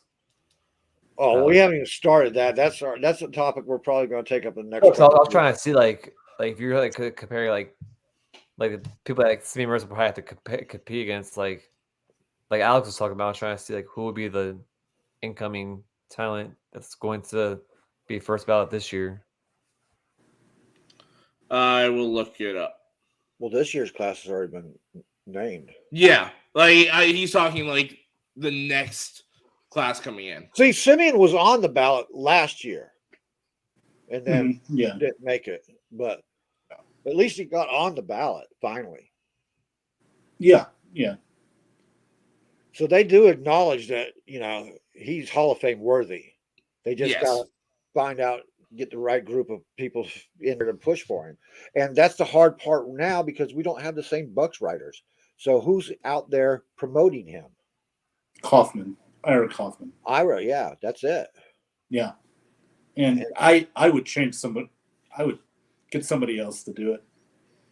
He's too big of a blowhard, in my opinion. I found it. I don't want to talk too much. Yeah, I was like, other media people right now. They got Dwight Freeney. They got James. The notable ones are Dwight Freeney and James Harrison that are first year eligible next year. Whether anybody knows the stats or not, James Harrison's going to get elevated just because of his name and his Debo outlook and the character he played. And he was a Steeler. He was a Steeler too. Yeah. Freeney's a Hall of Famer as well. I mean, who? Dude was a beast. Dwight Freeney. Freeney, yeah. I think Freeney's stats outshine Harrison's all day long, but I bet you the most talk will be about Harrison. Yeah, you're probably right. And then with next year's class, Joe Thomas is walking in right away. Oh, yeah. He needs to. If he doesn't. Terrell Owens is first eligible next year. Carson Palmer won't get in, but he's eligible next year. Chris Johnson's eligible next year. Won't get in. No. An interesting one we talked about after the show last week. Matt Forte is first eligible next year. He won't get in next year, but let's go back. Back up. You just passed through him like I know everybody else is going to do also, but this guy's a legit Hall of Fame contender. Chris Johnson. That's Chris Johnson, yes. He had like 1 or 2 good years. No, Chris Johnson had several good years. Not Hall of Fame kind of years though, Johnny. Not compared to other running backs. You got to look at the team around him too. I understand that, but Chris Johnson has some good numbers. I was just looking at them not too long ago. He's 35th all time. Yep. Yeah. 9,651. Yep. And he only played from 2008 to 2017, 2016 and 17. He didn't really play. Now, Forte was 9,796. And Forte had way more receiving yards to go with it. In 2009, Chris Johnson had 2,509 scrimmage yards. That's you don't today with the elevated throwing game, you're not seeing a whole lot of people touching that number. Well, that's the thing. It's a different era. 1, 2, 3, 4, 5, 6. His first 6 seasons were all 1,000-yard seasons. 10 touchdowns, 16 touchdowns. Alex. 12 touchdowns. Buzzing again.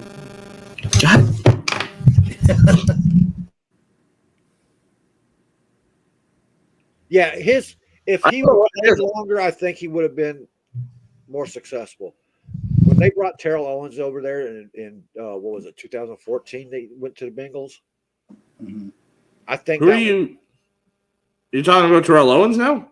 Yeah, when he went to the Bengals in 2014, I think that really hurt Chris Johnson. Because it was after Chris Johnson never played for the Bengals. Oh, you're talking. Well, okay. Ocho Cinco's name was Chris Johnson too. Chad Johnson. Chad. All right, my bad. Yeah. That's what I'm looking up. I was like, when the hell did Terrell Owens get? You're talking about the Titan guy. You're talking about Tennessee. Yeah. Guy. Okay. Oh, you're talking about Chad. Oh, okay. I was on Chad, man. Yeah, Chad. I think would be a Hall of Famer. Talent-wise, he's a Hall of Famer for sure. Chad. Yeah. I still think he's going to be on the fence. He's going to be on the fence because in 2014, when they brought Terrell Owens over there, you saw his production just disappear. Yep. It went by. And after that, it was hard to get him back on board with anybody. Yeah. I think he was a great soloist for the Bengals. Him and you just said his damn name. He's coming up too. The quarterback. Carson Palmer, yeah. Yeah, I think him and Carson Palmer had a unique connection. But I think once Terrell Owens came in, it destroyed that connection. It destroyed Chad Johnson's fucking head too. Yeah. So his first 6 seasons though were all 1,000-yard seasons, plus that 2,400-yard season. So yeah. That's going to be he's going to get in, but I think it's going to be a while. It's a wide receiver position. People don't automatically assume that any wide receiver is going to be an automatic, and he's going to be in during your lifetime because Calvin Johnson. Yeah. I was shocked he went in first ballot. Me too, but I think they were just trying to clean up some of the wide receivers that had to be in. But they still left Torrey Holt out, right? Torrey Holt, Reggie Wayne, Hines Ward, Andre Johnson. Don't get me started on Hines Ward, man. Good God. They should have a Hall of Fame nomination for football player. Because if Hines Ward was anything, he was a football player. Hardcore, man. Mm-hmm. They're going to have to do that if they want to put Cordell Patterson ever in there. Cordell Patterson's a football player. He can't specify his position. Or a Deebo Samuel. Yeah. Yeah. Well, Debo's kind of trying to he don't want to be that. So I don't know. No, he wants to get paid wide receiver money. That's what it is. Right. Well, he was drafted as a wide receiver, so that's what he is. Yeah. He's getting wide receiver money, but you can They're add using him more as like a running back. Right, and he wants to specify I'm not running that much is basically what he wants to do. So that's that takes away from me. I love Deebo Samuel. Ask Alex. I preach Deebo Samuel in the draft in the fantasy leagues all the time. Yeah. But to me, if you're not wanting to play football, if you're wanting to be who was the guy with the Bucs with his wife? The secondary guy, the cornerback. What was his name? You're talking about Grimes, right? Grimes, Brent Grimes. Oh, yeah. I don't want to do that. It's not part of my job.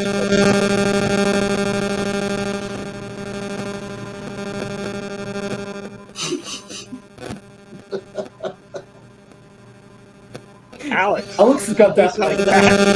What's that? Yeah, I was listening to you guys, and I'm looking at the Hall of Fame eligible. No, I'm talking about your speaker thing is going crazy. Oh, God damn it! Live TV guys. It's like he was smiling, like he farted, and I thought he was laughing because it was doing that. Yeah. Next thing he hears you with a hammer. Like, all right. I don't hear it on my end, so I have no idea when it happens. Okay, we're gonna have to do. Trust me, everybody else does though. Through the headsets, it's loud as fuck. All right, let's do some Lions talk about who's your future draft picks. This should be short. Or Hall of Famers, you mean? Future Hall of Fame guys? Yeah. I mean, yeah, Stafford. Well, we know Stafford, yeah. That's not even a Sue, yeah, that's a good one. Fuck. Yeah. Yeah. Wait a minute. Who we got? You could maybe make an argument down the road for Darius Slay. Maybe, yeah. Yeah, you're right. You know what? Your current crop. We're gonna have to talk about Hutchinson and shit, dude. Well, I was like, we're projecting that far. Yeah, maybe Hutchinson, maybe Penei Sewell, maybe Frank Ragnow, the center. Yeah. Yeah, you got some offensive linemen that could actually get up there. Sewell and Ragnow and yeah, I agree with that. Christopher Ira doesn't know what he's doing. Correct. Yeah. Good comment. Yeah, I put that up there for a reason. As far as Lions, yeah, I mean, God, it's hard, ain't it? Because most of the Lions that are Hall of Fame worthy are already in. Well, we have on the team we have now, we have one player 30 years or older. Golf. No, it's Michael Brockers. Brockers. Yeah, Goff's only 26. Oh my God, dude! But the entire team is so freaking young. Yeah, that it's hard to project Hall of Famers at all. Well, I know Justin Tucker will get in the Hall of Fame. And Antonio has something to say to you, Alex. Keep phone away. Yeah, I just moved my phone away because it was right beside it. So we'll see if that. Marty's got one for you. Rory, yeah. Jim Swartz. You know what? Fucking throw Jim Caldwell in there. He's got the best winning percentage of any Lions coach ever. Schwartz had a good team, but I can't remember who was on that team besides Sue. There was other players on that defense, man. DeAndre Levy, Nick Fairley. But I remember Fairley. He was good. Kyle he didn't last long Cliff Averill. Averill's there. Stephen Tulloch. Rasheed Mathis was there. I think Tulloch was good. I think you can make a good argument for Tulloch too. Yeah, you can make an argument there. I mean, that's a name that is recognized nationally, also. Yeah.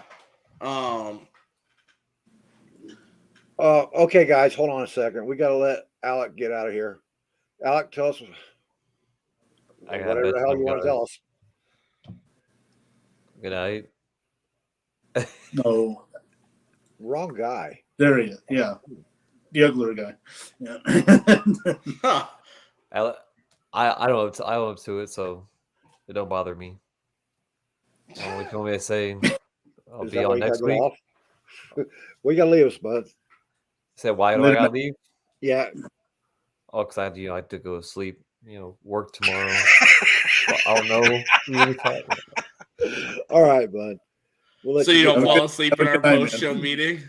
No, I'm definitely gonna exiting out so y'all don't try to do that bullshit again. See you later, bud. Later, dude. Good night. See you. All right. All right. Man, I'm still trying to think of some of those other guys. Well, let's go.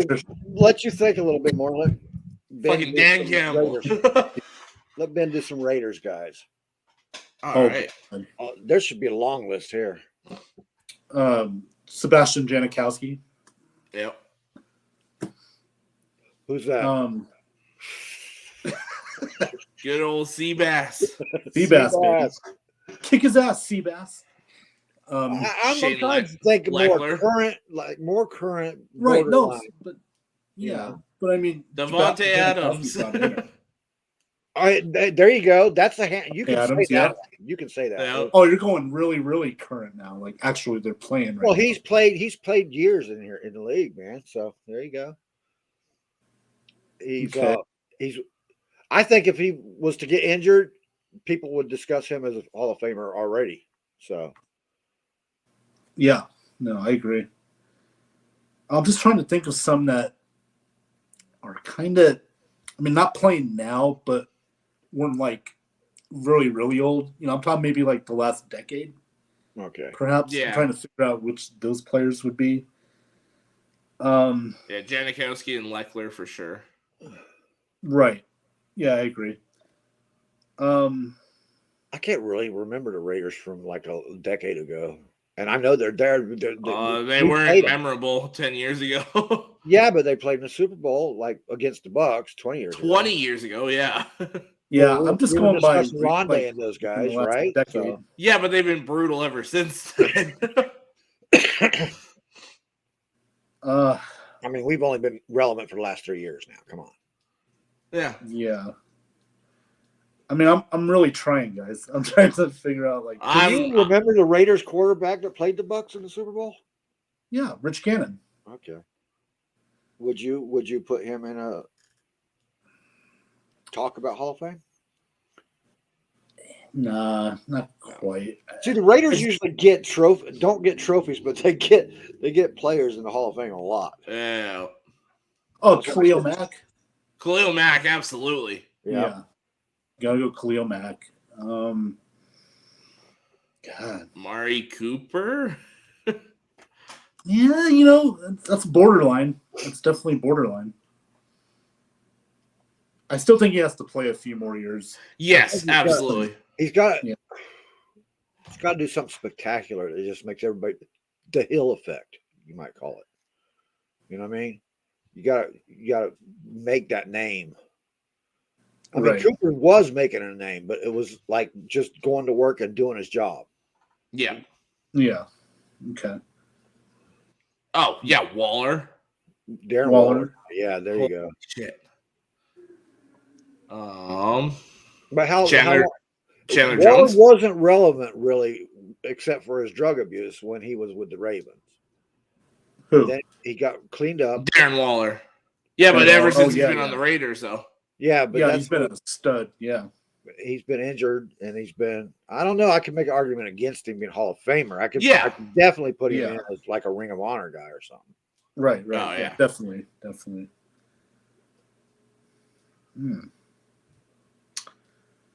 Huh. Yeah, Chandler Jones.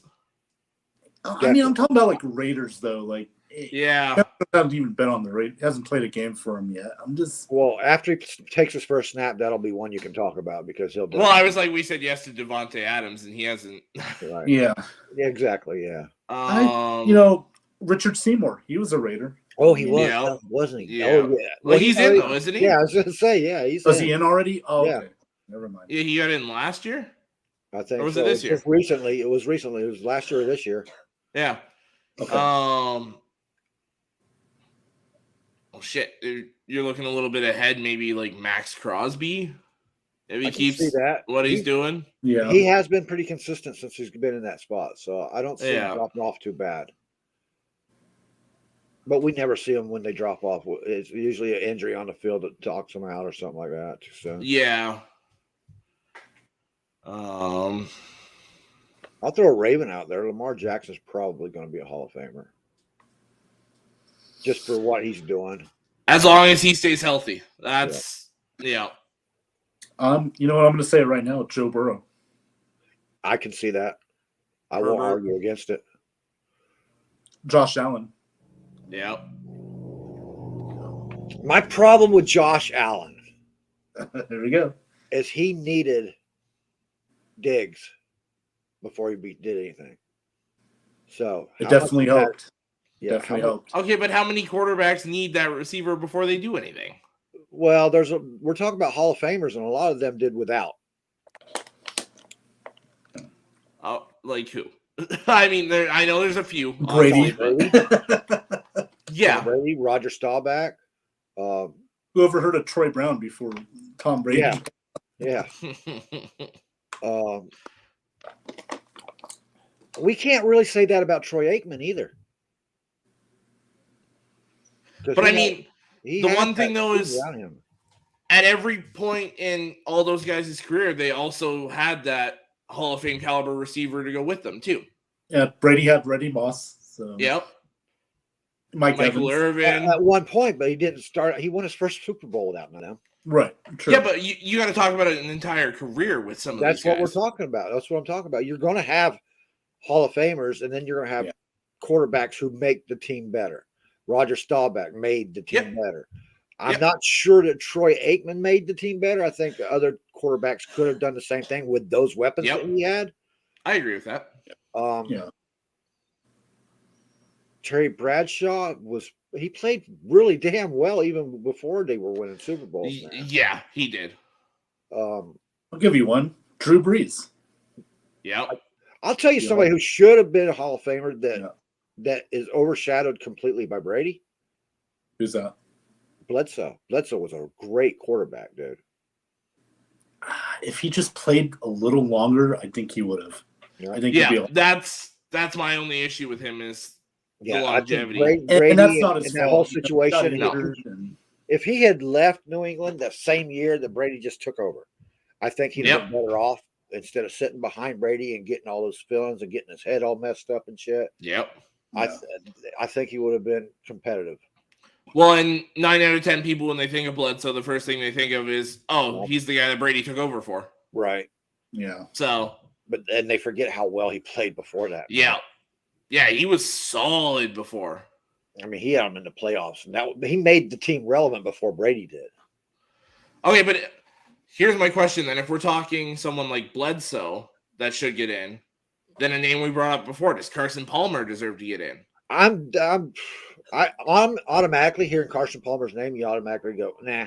But then if you think about Carson Palmer, if you look at his career, his numbers are great with Bengals, man, and they were in playoffs every year. They couldn't get past the hump.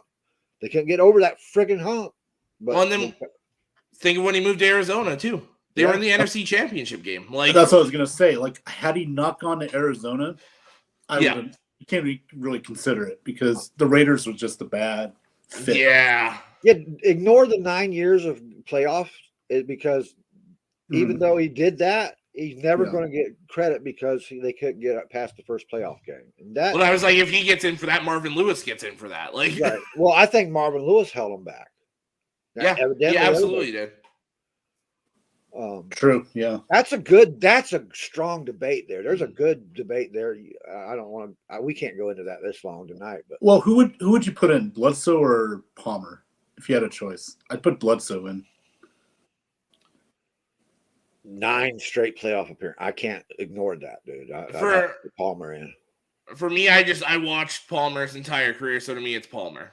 But okay, to me, you can make the argument for Bledsoe, and I'm not going to tell you you're wrong. Like, You're saying if I had to choose, and I would choose Palmer, but I would like to see Bledsoe get some credit. Like, I don't think he makes a Hall of Famer because his career was too short. Yep. Yeah. But I haven't forgotten every single buddy screaming, "Who is this Brady fucker? Give us Bledsoe, give us Bledsoe, give us Bledsoe." Bledsoe was a very, very popular person, man, and he was popular for a reason. Well, Bledsoe, he did something that Palmer didn't, go to a Super Bowl. Yeah, it's true. Yep. So it's a tough one, but me personally, I take Bledsoe over Palmer if we had a choice. Yeah.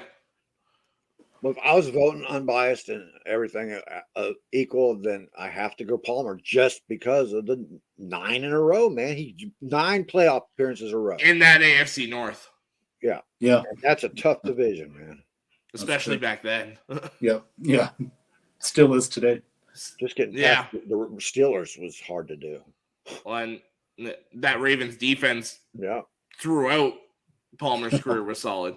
Yep. The offense might not have been up to snuff most times, but that defense was still elite. Right. Uh-oh, you're in trouble, Alex.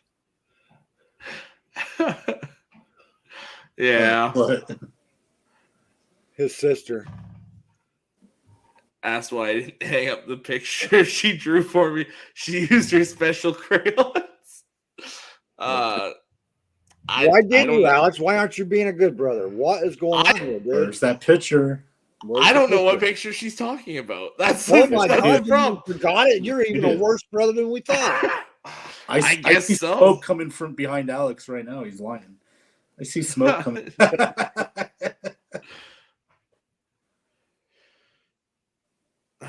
Tony Romo's a tough one for me.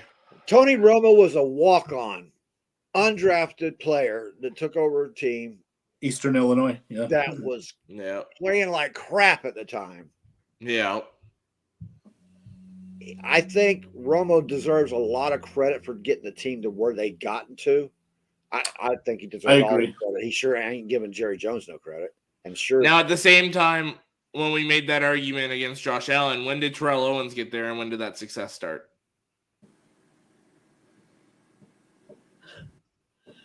I have to look that up. And I don't feel like looking that up.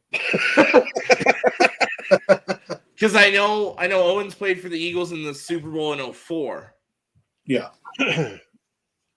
And then it's just how long after that? McNabb. Since speaking of Eagles. Yeah, McNabb. Donovan McNabb, yeah. Isn't he already in the Hall of Fame? No. Really? Because if you think about it, most people think of his stints in Washington and Minnesota after, and he was bad in both places. Oh, yeah, he was. Yeah. So that kind of scars his credibility a little bit for the Hall of Fame. It kind of should, too, because it means that he didn't elevate the players around him. So if you're a Hall of Fame quarterback, you have to elevate or at least compensate for the team around you. You know what I mean? I think Brian Westbrook deserves a lot of credit for making a guy like better than he actually was. Well, and that defense then too, like you had Dawkins and all those guys, Shepard, and like that secondary alone was top notch. Culpepper, Dante, that's it. No, now that's another one. Was he made by Carter and Moss? I think so. Because you look at his stints, and I mean, they were both terrible teams at the time, but Miami and Detroit. Yeah. Oh yeah, I forgot he played. And he was awful in both places. Like, okay, well, you still had Stafford, so that's good. He's part of the reason we got Stafford. I'm pretty sure he was there that 2008 season. So maybe he deserves a Ring of Honor just for that. If we're getting you guys that have Stafford. Well, fuck, do you give it to John Kitna for playing like shit too, and Dan Orlovsky for running out of his own end zone, and like they'll get in the Ring of Honor too? We're not going that far. Come on. Who are your Ring of Honor guys? In all the years that you've been a team, how many do you have a Ring of Honor? I know we do something like that. I don't know. I think it's just called like the Pride or something like that. So I thought it was called why not? Well, it's not really see a team like the Lions who, and I'm not trying to bash you, man, but no, they either hit Hall of Fame or nothing. Yeah, absolutely. It's never been like there's this guy that is memorable unless he's a Hall of Famer. Once he's every memorable guy the Lions have had have been Hall of Famers. You know what's sad though is that both Barry and Calvin deserved so much better. They did. Yep. I mean, I think they should have been on the team that they got now. Yeah. Oh man, if those two were on the team we have now, and you throw Stafford back on that team. Hell, shit. Stafford wouldn't have left. Look like a Hall of Famer. Yeah. Yeah, so they started, it's called the Pride of the Lions. Is it? And they started it in 2009. How long is it? Oh, they wait till 2009 so they have somebody put on it. I mean, I can't really argue. They just half being jokingly, that's why I'm half joking. Yeah. So they inducted Chris Spielman this past year as the 19th member. So they've got defensive tackles Roger Brown and Alex Karras, wide receiver Herman Moore. I forgot about Alex Karras, dude. Herman Moore was pretty good, dude. Herman Moore was awesome. Yeah. Corner Lem Barney, safety Jack Christensen, quarterback Dutch Clark, offensive lineman Lou Creekmer, Matt Millen. Nope. Kicker Jason Hansen, Matt Patricia, Night Train Lane, safety Yale Larry. Did you guys draft Night Train Lane?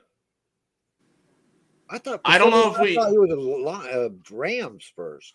I think he did go to the Rams first, and then he had a decent chunk of time with the Lions, and then went to the Cardinals after.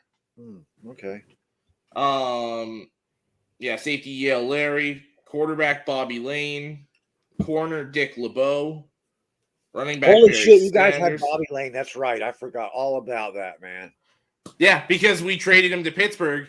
And it was the curse of Bobby Lane that we weren't going to win for 50 years. Yeah, I forgot all about that shit. And then the fucking year the curse was supposed to end, we go 0-16. That's how that ended up. So Bobby Lane added to your curse. Yeah, honestly. Barry Sanders, tight end Charlie Sanders, linebacker Joe Schmidt, guard Dick Stanfel, running back Doak Walker, and offensive lineman Alex Wosiciewicz. However the hell you say that last name. I always get Doak Walker. He's not a bitch. Fucked up with Doak Campbell for some reason. Yeah, Walker and Campbell, yeah. I do that too from time to time. I was zoning out on that the other day, and I fucking messaged Keith. I said, dude, why the fuck does the FSU call fucking Doak Walker Mike Williams after Lions? Mike Williams. He's like, it's Duke Campbell. I was like, oh, that's right. Fuck. Marty's Lions Ring of Honor should be called Sorry We Ruined Your Career. Honestly, yeah. Like, Jesus. Charles Rogers. You're so loyal. You're so loyal, Alex. I got to give you credit. Well, I can't fucking give up now. I've sat through the worst of it. Bucs fans credit because they waited a long time too. Well, not as long as the Lions, but yeah, you guys are still waiting, dude. Yes, we're talking about trying to get to our fucking third Super Bowl, and you're still waiting for your first. Please, can we go to a Super Bowl here? And both the years have been in my lifetime, so. Fuck. Well, he had one in 2005. Well, it played in your. I was wondering how long till that was going to be made. How that joke was going to be made on this show. It took a year. We really did chances in '79 too, bud. Don't forget that. Yeah. I'm surprised it took a year for somebody to say, "Well, you hosted a Super Bowl."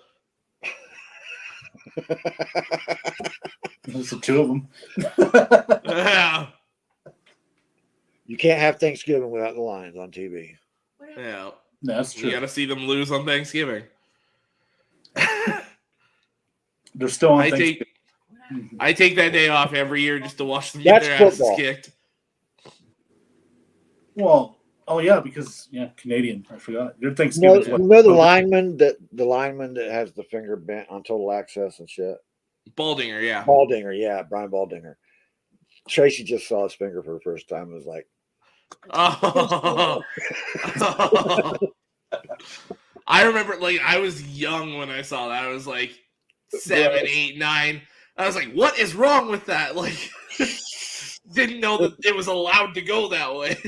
It's not. I just don't understand why they didn't get surgery and fix it. Thumb trick. Yeah. Right? Yeah. My finger goes this way. Yeah. Can't even get that right. Oh. What were we talking about? Lions? We talked about Hall of Fame players. Okay, so I knew it would go off the rails when we got to the Lions. Yeah. Well, I'll throw a few in the NFC North then. Adrian Peterson. No doubt. Yeah. Yes, that's a positive. Jared Allen, obviously, looking at Minnesota. What about someone like Kevin Williams, the defensive tackle? Yeah, I can see that. Kevin Williams was a monster, dude. Yep. I think he should be spoken of like the Wall. Yeah. I threw up that name because when I was looking at the list earlier of they were predicting when players would get in, they had him in 2027 getting in. Vikings have a Hendrickson. Hendrickson, I think, will get in. The one that's playing right now? Right now, yeah. Eric Kendricks, yeah. Kendricks, that's his name. Kendricks, yeah. Yeah. How about Anthony Barr?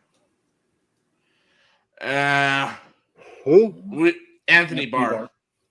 Oh, Anthony Barr. I don't think so. Borderline, but I don't think he's lived up to what he was supposed to be. I don't see him as a Hall of Famer. I think he gets screwed over by being a top 10 pick. Yeah. Now, if he'd have been drafted in the late rounds and performed the way he does, then I could see him being talked about more in that. But to me, I think he's more of a disappointment than he is a Hall of Fame talk. Well, and especially when you look at the players that came right after him. I mean, ignore the Lions pick literally right after him. Right. But you've got Aaron Donald, Odell Beckham Jr., a lot of really, really good football players that came right after.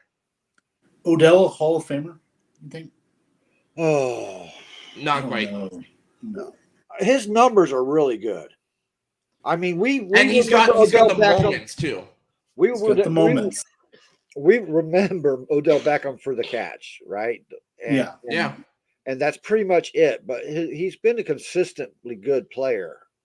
It's just that he fucked up when he went to the Browns, dude. His injury, because even him with the Rams this past year, it reminded me of him with the Giants. Wasn't this guy already supposed to be in bed? He had to ditch us to watch the Warriors win the championship. Yeah. Work tomorrow, my ass. Yeah.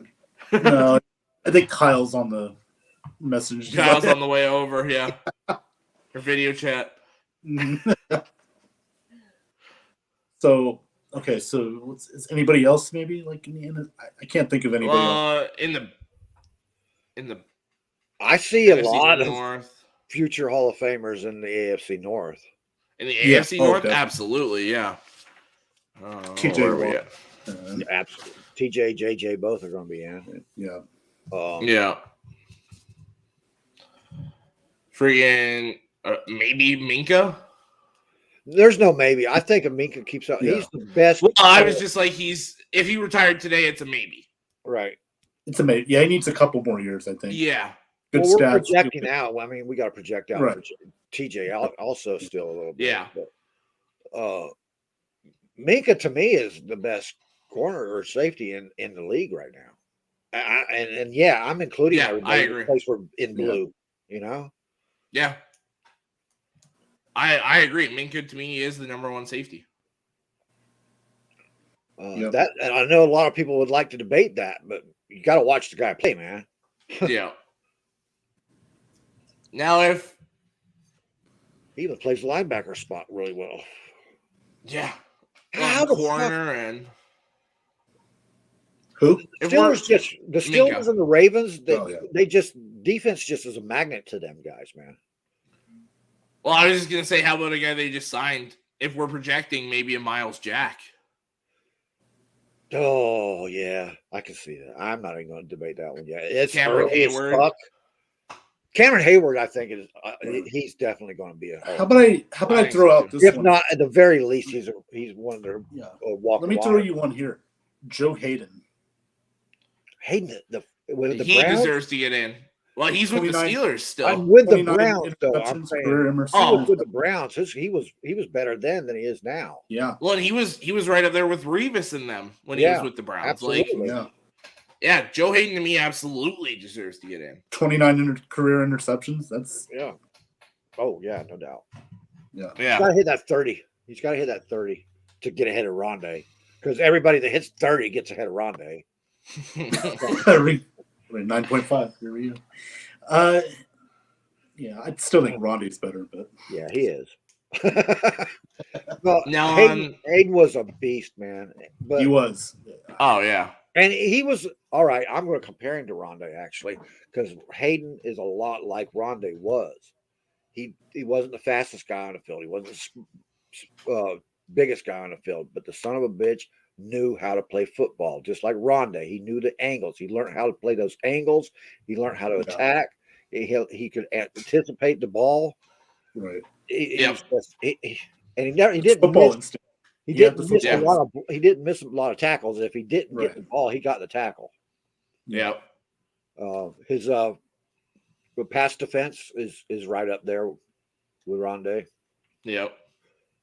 Yeah. That's another thing they don't look in stats, the passes defense. And I'm glad that stat is coming out now, but I wish it would have applied more back then, dude, because Rondé didn't allow passes that much. Yeah. I was wondering if someone was going to bring this up tonight, since we were talking about individual performances getting there. Well, he'll get his on ESPN probably, but not. So the Ring of Honor, honestly, because of his fucking Bucs records, he'll be in the Ring of Honor, Hall of Fame. Probably, yeah. No, I could see it. Yeah. Yeah, no, I could see it. I really do. You joke about it, but he did broke quarterback records for the Bucs. I was like, whether people like it or not, he is one of the better Bucs quarterbacks of all time. There's only one better. Right now. Yeah. Yeah. I still think Jameis can be a solid quarterback in this league. Absolutely. I think he's in the perfect system. I think he's in the perfect system to control him right now. If they keep that system. If not, if he's somewhere with the Steelers, there goes that rumor all over again. If he's with the Steelers, back with the Steelers. If he's with the Steelers, he would have had a better career. You can't. He's got to be in a system you don't rely on the quarterback solely to win a game. Right. Yeah. Which also means he's not a Hall of Famer. Yep. Agreed. Because a Hall of Fame quarterback should be able to take a game and take the team he's got with him and win. You know what? I'll throw a quarterback name in there that we haven't said yet. Matt Ryan. I think 100%. Yeah. He needs a trophy. I don't even think he needs a trophy. He could go in like Marino. Yep. Yeah. I think so too. I do too. I think he's obviously broke all the Falcons records. He's paid. Look at how he kept that Falcons team relevant the last 5 years after they fell apart from 28-3. Dude, that team last year wouldn't have had the record they had, even though it was pathetic if it wasn't for Matt Ryan. But they would have had the number one pick probably. Absolutely. Yeah. Dude, if he had a better offensive line, if he was on a better team the last few years. That's why I'm so excited for the Colts this year. Yeah. Oh, yeah. Sorry, they Kyle. can set the world on fire here. And you know what? Frank Reich, as much as he loved Wentz, he said he said, okay, I got to change. Time for you to go. Yeah. Yep. Yeah. Let's bring in somebody better and shit. Speaking of quarterback, getting somebody better and all that happy horse shit, what are the Browns going to do? This is getting bigger and bigger every day, and it's going to get to the point where the guy is never going to play a fucking down for them. That's kind of the vibe I'm getting from it. Yep. Honestly, like, I don't feel bad for Cleveland. I don't. They did this to themselves. Baker Mayfield, the way they did him, I have no sympathy for Cleveland. Oh, that too. But I mean, giving a guy $230 million guaranteed. He's in the middle of 24 civil cases at that point. Like, what the hell were you thinking? And adding cases every day. I think it was up to 26 when I looked this morning. Yeah, it's at 26 now. Just bad organization. Bottom line. The Brown, like, I say this about my Lions all the time. It's the same old shit with the Browns. You remember when no. Well, you didn't sign Wall Street fell. Wall Street collapsed. Well, you don't, yeah. but you do, Ben. When Wall Street collapsed and all the fucking bankers were diving out of windows and committing suicide and shit. I read about it. Yeah. Yeah. Well, I think something like that might happen in Cleveland here before long. Owner's just going to the GM or the owner or somebody's going to just run out with their hands on their head and dive out a window. Yeah. Now, the one thing to look at with that contract is even though it's technically fully guaranteed, because of the legal issues, only 2023 and 2024 are fully guaranteed. Right. Yeah. They gave themselves an out 2025 and beyond. Yep. But you'd still have to shell out the first 2 years of that contract. I was fixing to say they're still paying money though. Yeah. I'm sorry, but the Browns the ownership deserve, not the fans. The ownership deserves. Yeah, separate that because I think the Browns deserve anything they can get because they've been screwed over by their fucking owners, and by the city and everybody else, man. Teams. Yep. It's a dumpster fire, man. It sucks, dude. You talk about the Lions and that Bobby Lang curse. The Browns were before the expansion with the AFL. Yeah, the Browns were a fucking serious contender in football. Oh, year in and year out. You had to beat them. They won 9 straight fucking championships, man. Well, yeah, Jim Brown, greatest running back of all time, too. Yeah. And one of the greatest, Otto Graham. Otto Graham, yep. Mm-hmm. Yeah. And then you go after the expansion and you can't fucking do a damn thing. Well, in the 80s, they did have a good run. They just ran Denver twice. Well, yeah, with Bernie. With Bernie, yeah. Sean Meyer as their head coach. Ernest Biner and those guys, yeah. So they had a run there, but after that. Speaking of which, when Ernest Biner was Muscle Hamster's fucking coach, he was doing really well, and then Ernest Biner happens to leave, and Muscle Hamster gets addicted to drugs. So just think about Belichick. Think about if they had kept him. Yeah. I mean, talk about bad luck. Like, you let him go, and then look what happens. Yeah, and right when he was building, too. Yeah. Yeah, Nick Saban on the staff, too. Nick Saban was on that staff. Yeah. That's crazy. I'm like, oh, my God, this Browns team, they could have been the next great guy. Instead. When you had, at this point, the greatest NFL coach to ever do it. Yeah. And arguably the greatest college coach to ever do it. And they were on the same coaching staff, and you let them both go. Yeah. I'm moved out of town for a few years. I'm writing a football story. The Colts get to the Super Bowl this year in the AFC. Mm-hmm. That's how I would write it for Matt Ryan. For Matt Ryan to get that shot again and then lose to Brady again. But me personally, what I would have done is if it's not the Bucs facing them, then I will go for the Colts to win in the Super Bowl. But if Bucs, I can't. No. Oh no, of course not. But to beat Rams or fucking who else? Packers. I'd love to see that happen. I would love to see that happen. Oh, I'd love to see them slaughter the Packers. Yeah. If I was writing the NFL, I would have had the Bucs go back to back, and then this year with neither of them having won a Super Bowl yet, I would have gone Matt Ryan versus Matt Stafford. No, I would have had them go back to back to back because I want that damn three-peat for Brady. Mm-hmm. Yeah, that's the one thing he's been searching for all this time, and he's not going to get it now unless he plays another year, and I doubt that. I doubt it. Not the way this year went. Well, you know, a lot of people don't like dynasties. I do. Because I think love you don't see I them grew up in an era of dynasties. The Lightning, they could win their 3rd Stanley Cup. And wouldn't they love to hear that here in Pittsburgh? Fuck you, Penguins. But I'm just saying, dynasties, we hardly ever see it anymore because there's so much parity in sports today. So yeah, I like it, and I hope the Bucs can get another Super Bowl. The dynasty era also creates that rivalry era. Yes, we really lost a lot of that rivalry era. Yeah. The biggest rival for the Bucs is the Saints, and I guess we're their biggest rival because. You know, well, it's not like it's a great rivalry. I want a great rivalry. You know, yeah. Steelers Ravens is a great rivalry. Yes, that's unparalleled, man. In NFL. Yeah. The Rams and the Bucs has been a rivalry for playoff games throughout all the year. Every time we've gotten there, there's always been the Rams. Right. They've already beaten us every single time too.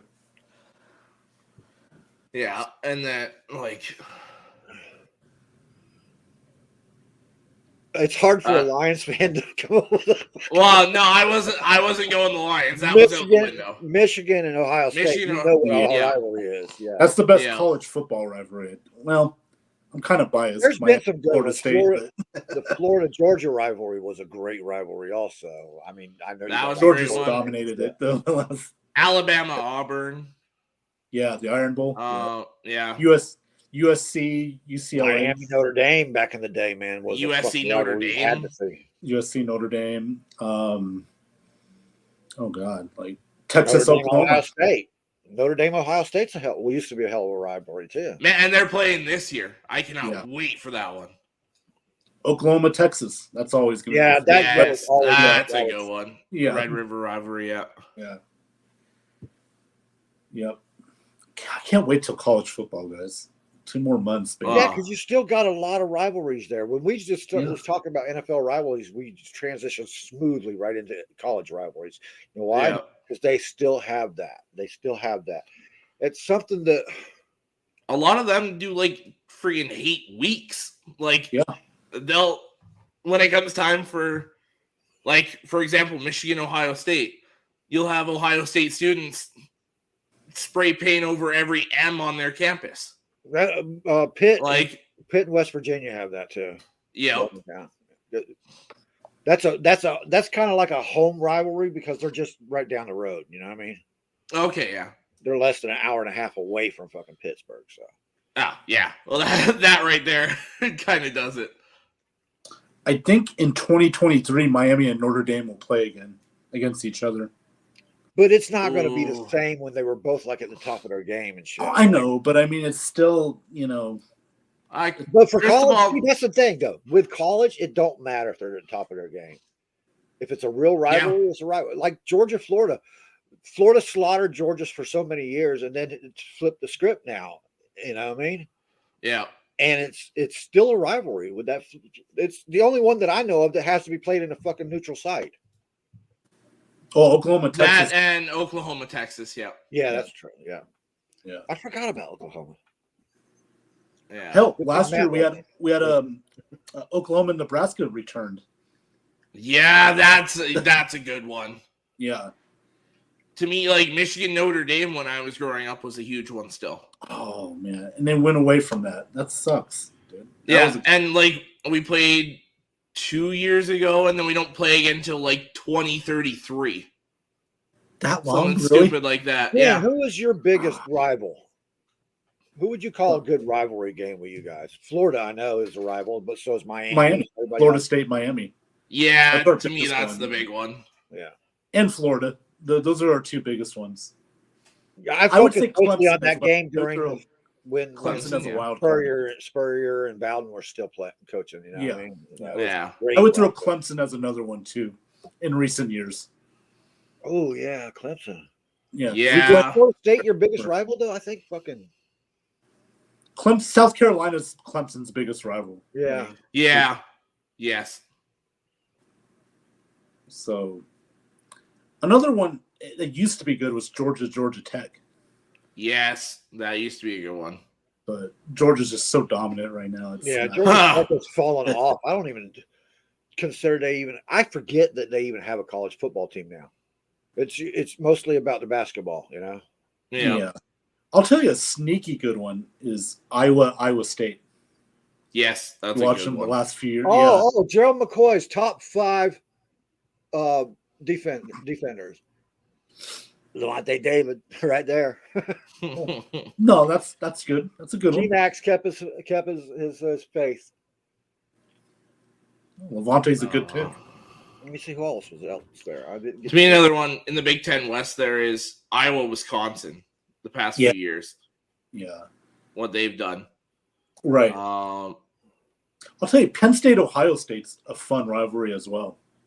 Penn State and anyone in the Big Ten at this point. Well, I know, but I mean, especially Ohio, Michigan. Well, and back when the one game you had like Saquon Barkley and all them, like those battles with Ohio State, absolutely. The only Penn State game I can't miss every year is the white game, the whiteout. Which is funny because they've been kind of bad in that recently. Yeah, but they bring the stadium. It's the energy in that stadium. Oh, it's so fucking awesome, dude. To me, that's and last arguably year the best place in college football is the whiteout at Penn State. Yeah. Virginia Tech, their entrance is so iconic. Man, Here's something we can discuss real quick. NFL. What's that? Top 5 defenses according to Gerald McCoy. You know, he don't have the Rams on there. He's got. I got to put Eagles Rams, at 5. Eagles, Bucs. He's got Eagles at 5, Chargers at 4. Yeah, Chargers.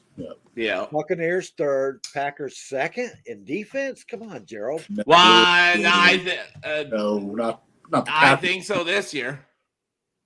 You think they'll be way up there? Yeah. I think so. Bills. I think we will because we've got a very strong rotation. I don't know. We didn't make big splash plays in a draft in off season, but we did solidify our second string with number ones. Yeah. People absolutely. that can start. I think our secondary got better. Yeah. Yep. To me, I'd go Bills 1, Bucs 2. That's how I would go Packers 3. I can't. I know I'm having a hard time with that over Chargers or Rams. And to me, it's Chargers 4, Rams 5. I got to go Rams, Bills, Eagles Bucs, 5, Chargers, and I'd go Eagles. To me, the Bills, they were number 1 in like every category, and they only got stronger defensively. But then when they played the teams that were stronger on the ground, they didn't play that well defensively.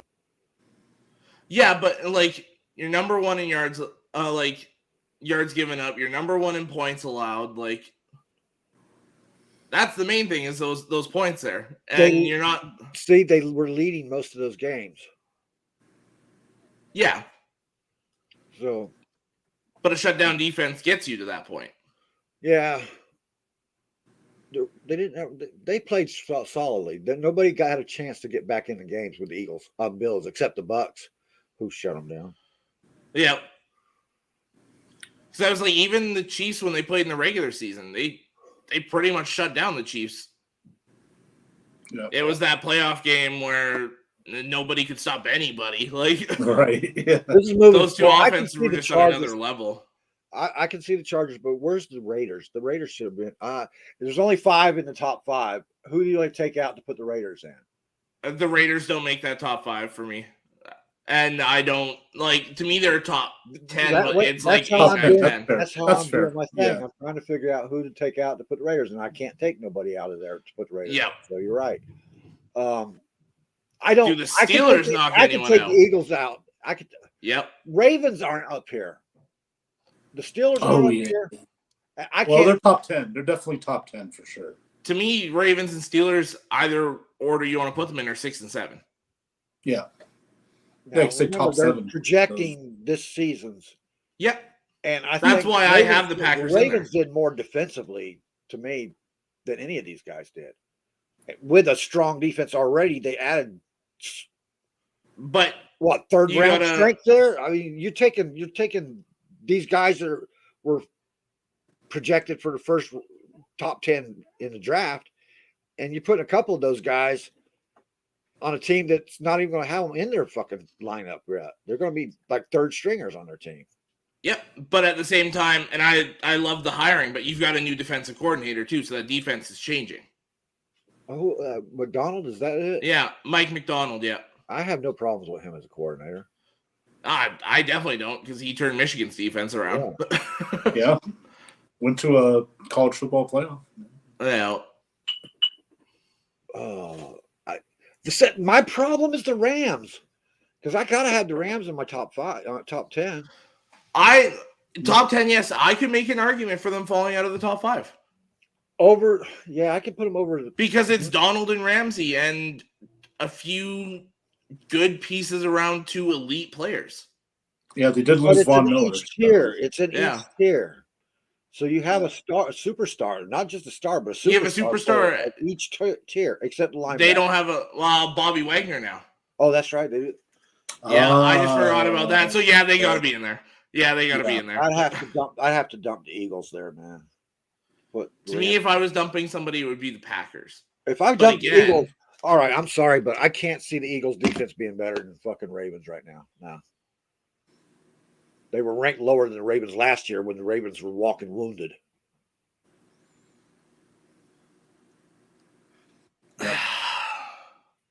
I sound like a Ravens homer, but I'm not. It's the defense. I look at it on paper. Oh, yeah. That's all Gerald's doing. That's all Gerald's doing on this top 5 is looking at it on paper. Okay, remember that. To me, it's almost even. To be honest with you, the overall talent on the Ravens is better. But you look at it, the front 7 for the Eagles to me is better. And the secondary for that defensive line is deep. Well, so is the Ravens. Not as deep as the Eagles here. And I know the Eagles have an awesome defensive line, and that's why I have to actually look this up. The Ravens' defensive line is run stuffers. You've got your outside linebackers as edge rushers, but the Eagles' defensive line is built so you can get that interior pass rush and that exterior pass rush.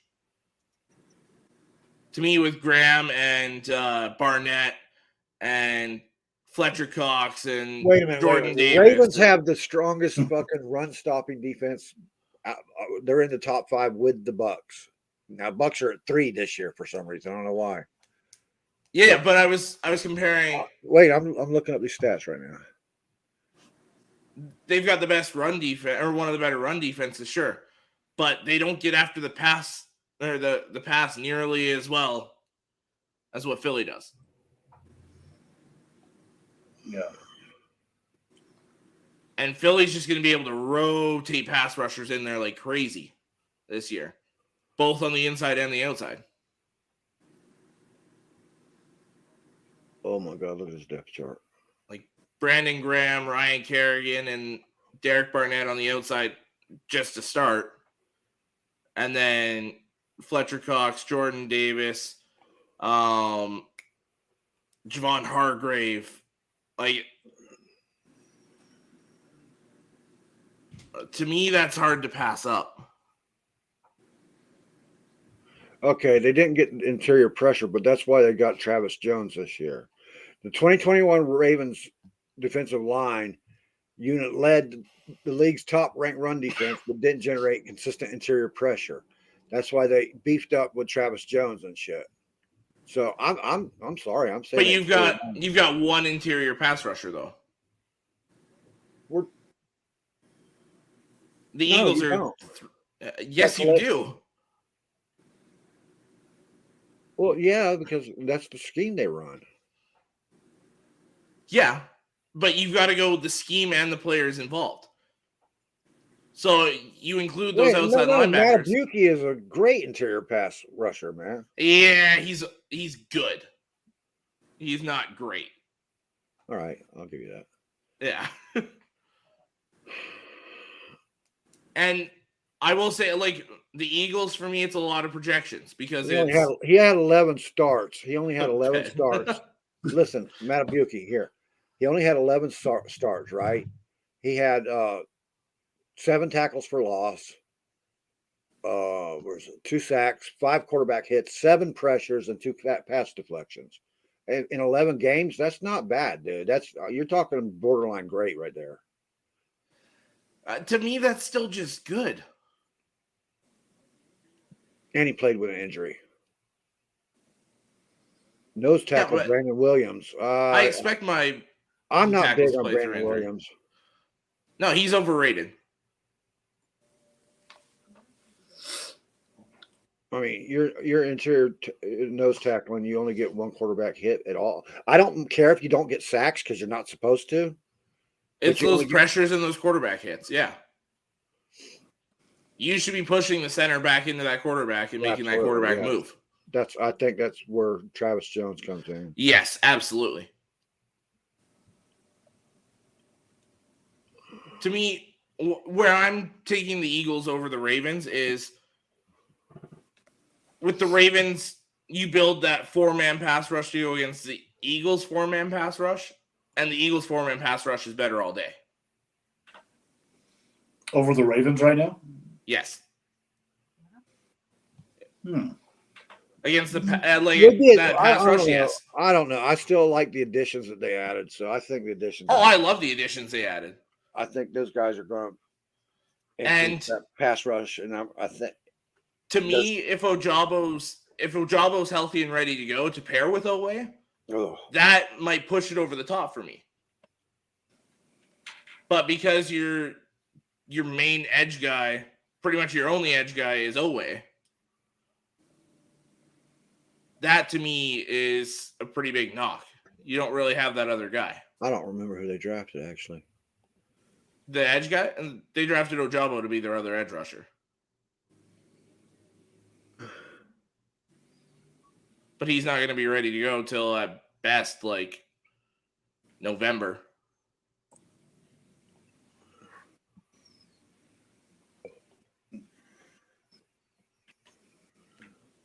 Oh, Kyle Hamilton secures their fucking secondary. That's why I said the Ravens definitely have the better secondary. Yeah. He's a day one starter. Well, and you go with 3 safety set with Hamilton, Marcus Williams, and what's the other? Is it Chuck Clark? I'm not sure. Or you go 2 safeties, Williams and Hamilton, even. JD, Jalen Davis might be there. He's going to be the one competing for that one spot. Jalen Armour Davis? Yeah, in cornerback. He's going to compete. Now, to me, Philly has better corners than Baltimore does right now.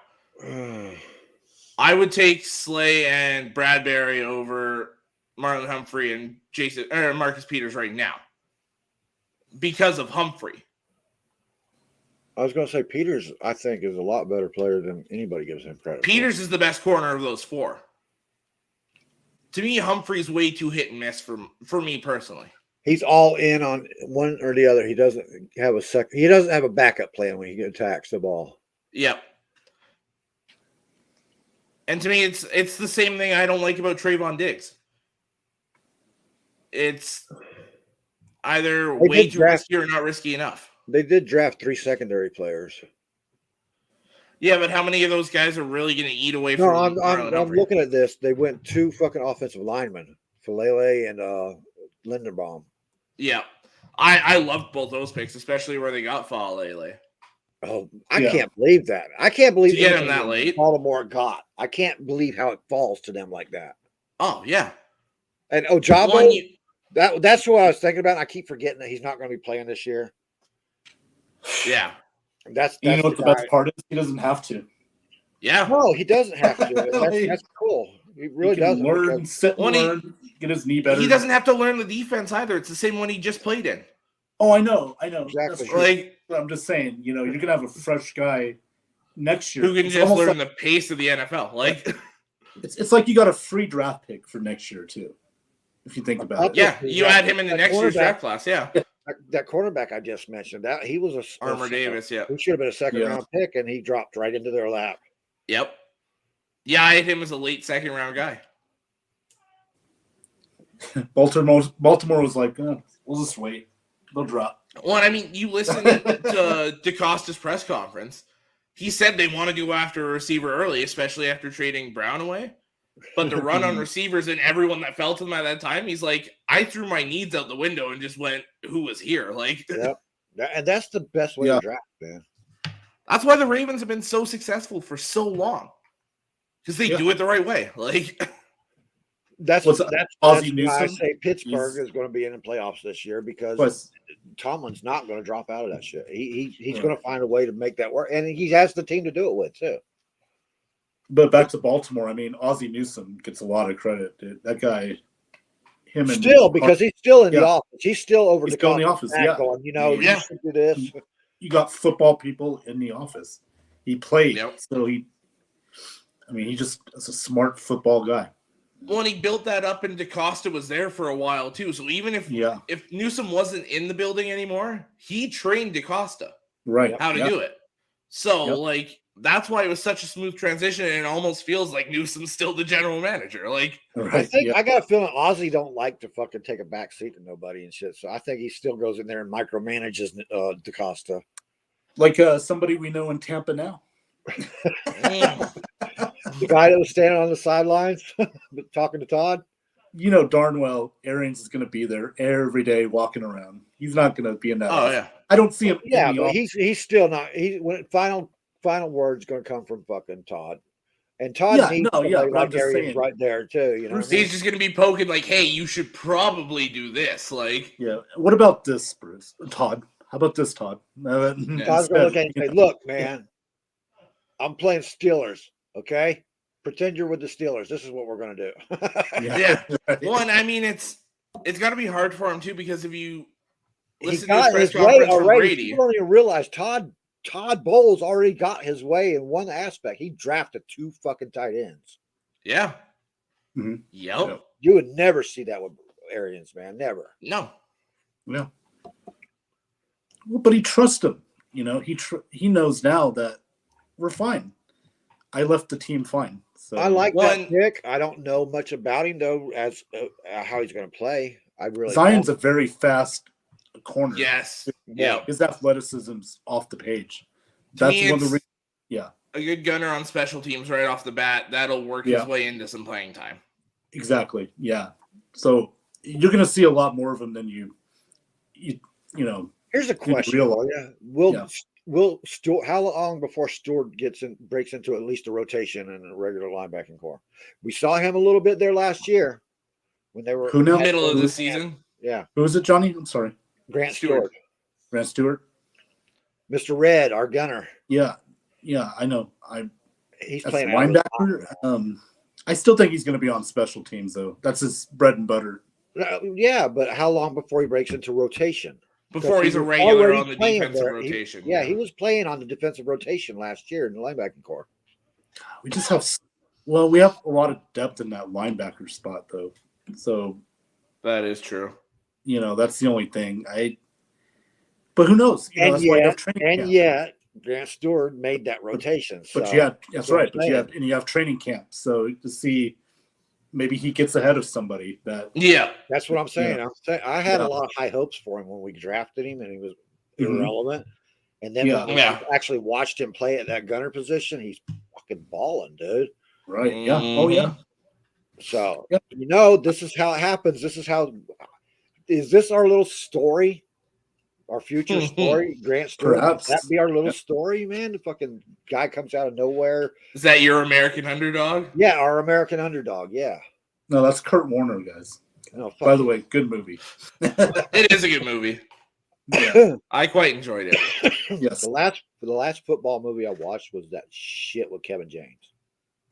I never watched that, and I never will. Seen it yet. Netflix. I haven't seen it yet. It's like a Bad News Bears movie. Come on, fucking break. Hustle. Well, this is a basketball movie. Hustle was pretty good with Adam Sandler. I've heard that.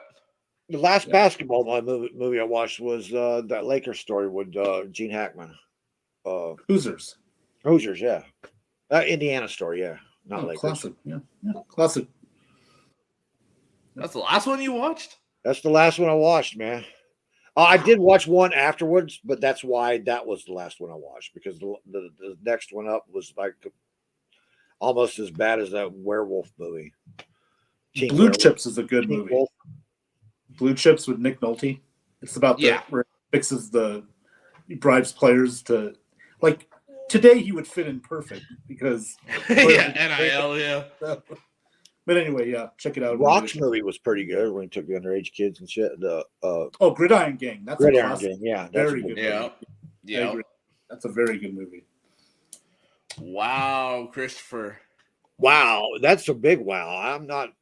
I'm not really high on KJ. Now, here's the thing. Does he mean once LVD's done, or does he mean now? Oh, he's not even going to take him over after he's done, dude, because we've already redrafted that guy's backup. Yeah, after he's done. I don't think KJ. I think that's the story I'm talking about right now. I think Grant Stewart might overtake KJ Britt. Probably has already done so, because I haven't seen KJ Britt very much. I've seen a lot of Grant Stewart. Yeah. It'll be a good battle. I mean, those two guys. Yeah. No, but Levante's going to be. I think what Chris meant. I think that's what he meant. It was afterwards. After Levante's done. I hope that's what he meant. Yeah.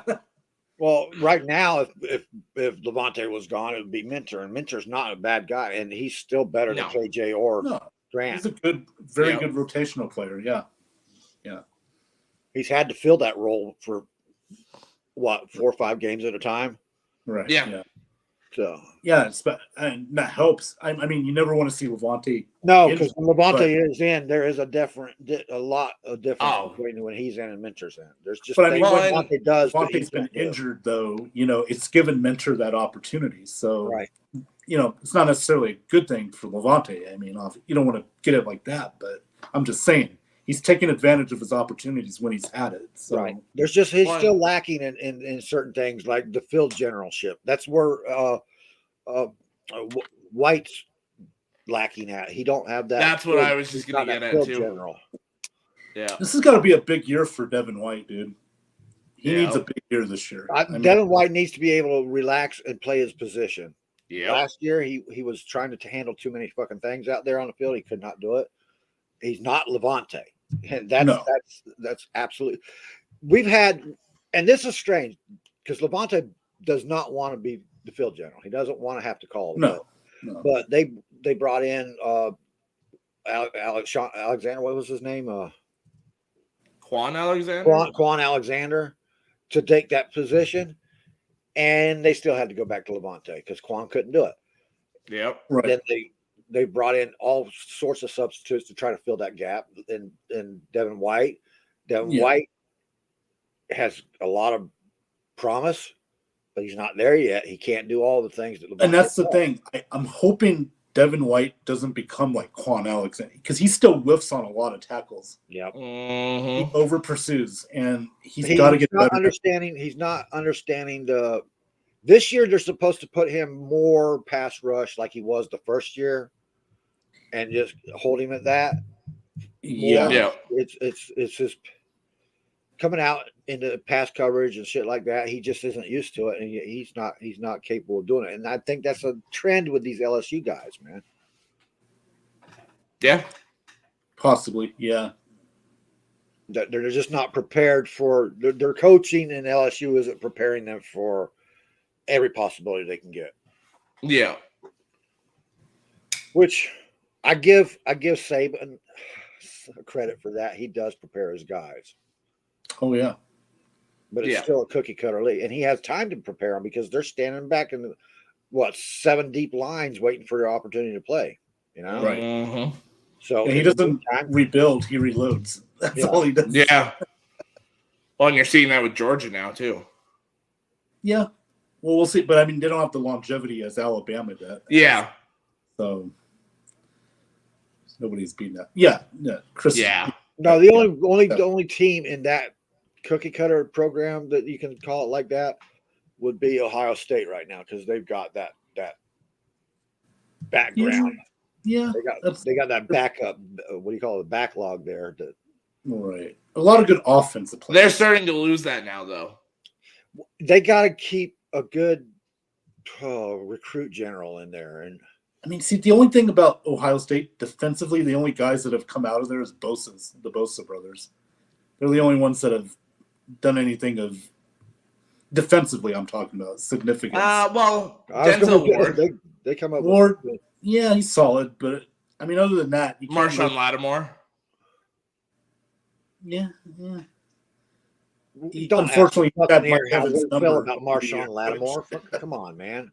Well, I'm just saying these guys that have come out of Ohio State and done something. What'd you say, Mike Evans? Fuck Marshawn Lattimore. I was on that college football show last night, and we were talking about the players coming in, and we were talking about each position, and I got to the offensive tackle spot, and most people have the Ohio State tackles at 1 and 4. I knocked them down to 5 and 8 because I watched them get bitched for 60 minutes. It's not because of. No, it's because I literally watched them get dominated for 60 minutes. I know, I'm just kidding. Yeah. And the tackle out of Northwestern. I wouldn't knock them out of the top 5 though. I'd put them at 5. The one deserves to be in the top 5 because there are some very good tackles this year. My favorite place to look at linemen: Notre Dame, Wisconsin, Minnesota, Iowa. Anywhere in the Big Ten. Iowa, yeah. Anywhere in the Big Ten. Yeah, just about, yeah. Big Ten and Notre Dame, yeah. Alabama's starting to get a name for it too, but I don't think they're there yet. But they're more like defense. You can get defense from SEC. Yeah, their offensive line's just starting. Wide receiver U, man. You could almost call Alabama wide receiver U now. Almost. To me, I think they are right now. Yeah. Georgia's making a fucking good run at it too. Mm-hmm. Are they? Yeah. Not in the same league right now because they got a lot of catching up to do. Okay. Yeah, because I was to me, the only one that has a shot with Alabama right now is LSU. Yeah. It's going to be interesting to see what Brian Kelly does there. I mean, yeah. His first year is going to be a little rocky, but I think it's going to be LSU. Develops, he's going to get that program back. I hate that fit. You see it? No, not one bit. Oh, I was going to say, I don't see it, dude. He's a Northern coach. Yeah. He's a Notre Dame guy. Yeah. Yeah. You go offensive line, skill position. I never thought he'd leave Notre Dame. Coach. I never thought he'd leave. I thought he would at some point, but I thought it was going to be for maybe a Big Ten school, one of the Big Ten powerhouses opens up or something like that. Yeah. Or one of the ACC powerhouses. I would have loved to have him in fucking Baltimore with the Terps. I would have loved to have him with the Terps. I think Brian Kelly could turn that program around and to make it a powerhouse school. The coach that's there now is doing that. He's a good coach. I love that guy, but he's doing a very good job there. I mean, but Brian Kelly's name, I think, would bring in the additional players that they need to actually fucking go over the top. But with Brian Kelly, I think he'd look at that as a step down, though. That's the only problem. I mean, Notre Dame to Maryland is. Yeah. Yeah. Oh, of course. Notre Dame to a lot of schools is a step down. But it all depends on the money, and then it depends on how much Maryland wants to spend on their athletics department. Yeah. I got to give Luke Farrell a lot of credit for sticking with Cincinnati. That's, he could have went anywhere, but he could have picked the school right then. But he's sticking around. I got to give him credit. What are we going to do with What are we going to do with Cincinnati this year? How are they going to replace all the people I know they lost? They're not. Memphis is gonna win that division or that conference. Houston. I'm sorry. Yeah, Houston. Yeah. Okay. Sorry. Houston. It'll be those two in the conference championship for sure. Yeah. To me, I think the main reason Fickell stayed in Cincinnati is his boy just started there. Oh, okay. He just got his kid there as an offensive lineman. So unless they came as a package deal, I think he's stuck there for 3-4 years. Here's a question for you back to football, NFL, just for a second, a small break. Yeah. Who's going to get the most tackles or sacks, Bosa or Mack? Are we talking Joey or Nick? Joey. Same team? The Chargers, Joey or Khalil Mack. Okay. Joey Bosa. I'm going Bosa as well. Yeah. You think they're going to run their offense away from Mac? Yeah, I do. Yeah, because he's still a big threat to that. He's more of a threat than Bosa. I mean, both of them are threats, but Mac played 6 games and had like 7 or 8 sacks last year.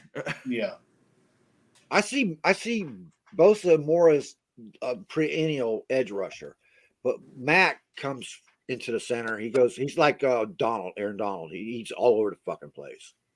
That's the thing. I think that's what's going to help Bosa get more, because the attention is going to be more on Mac, especially as good as he is in the inside. It gives Bosa a better chance on the outside.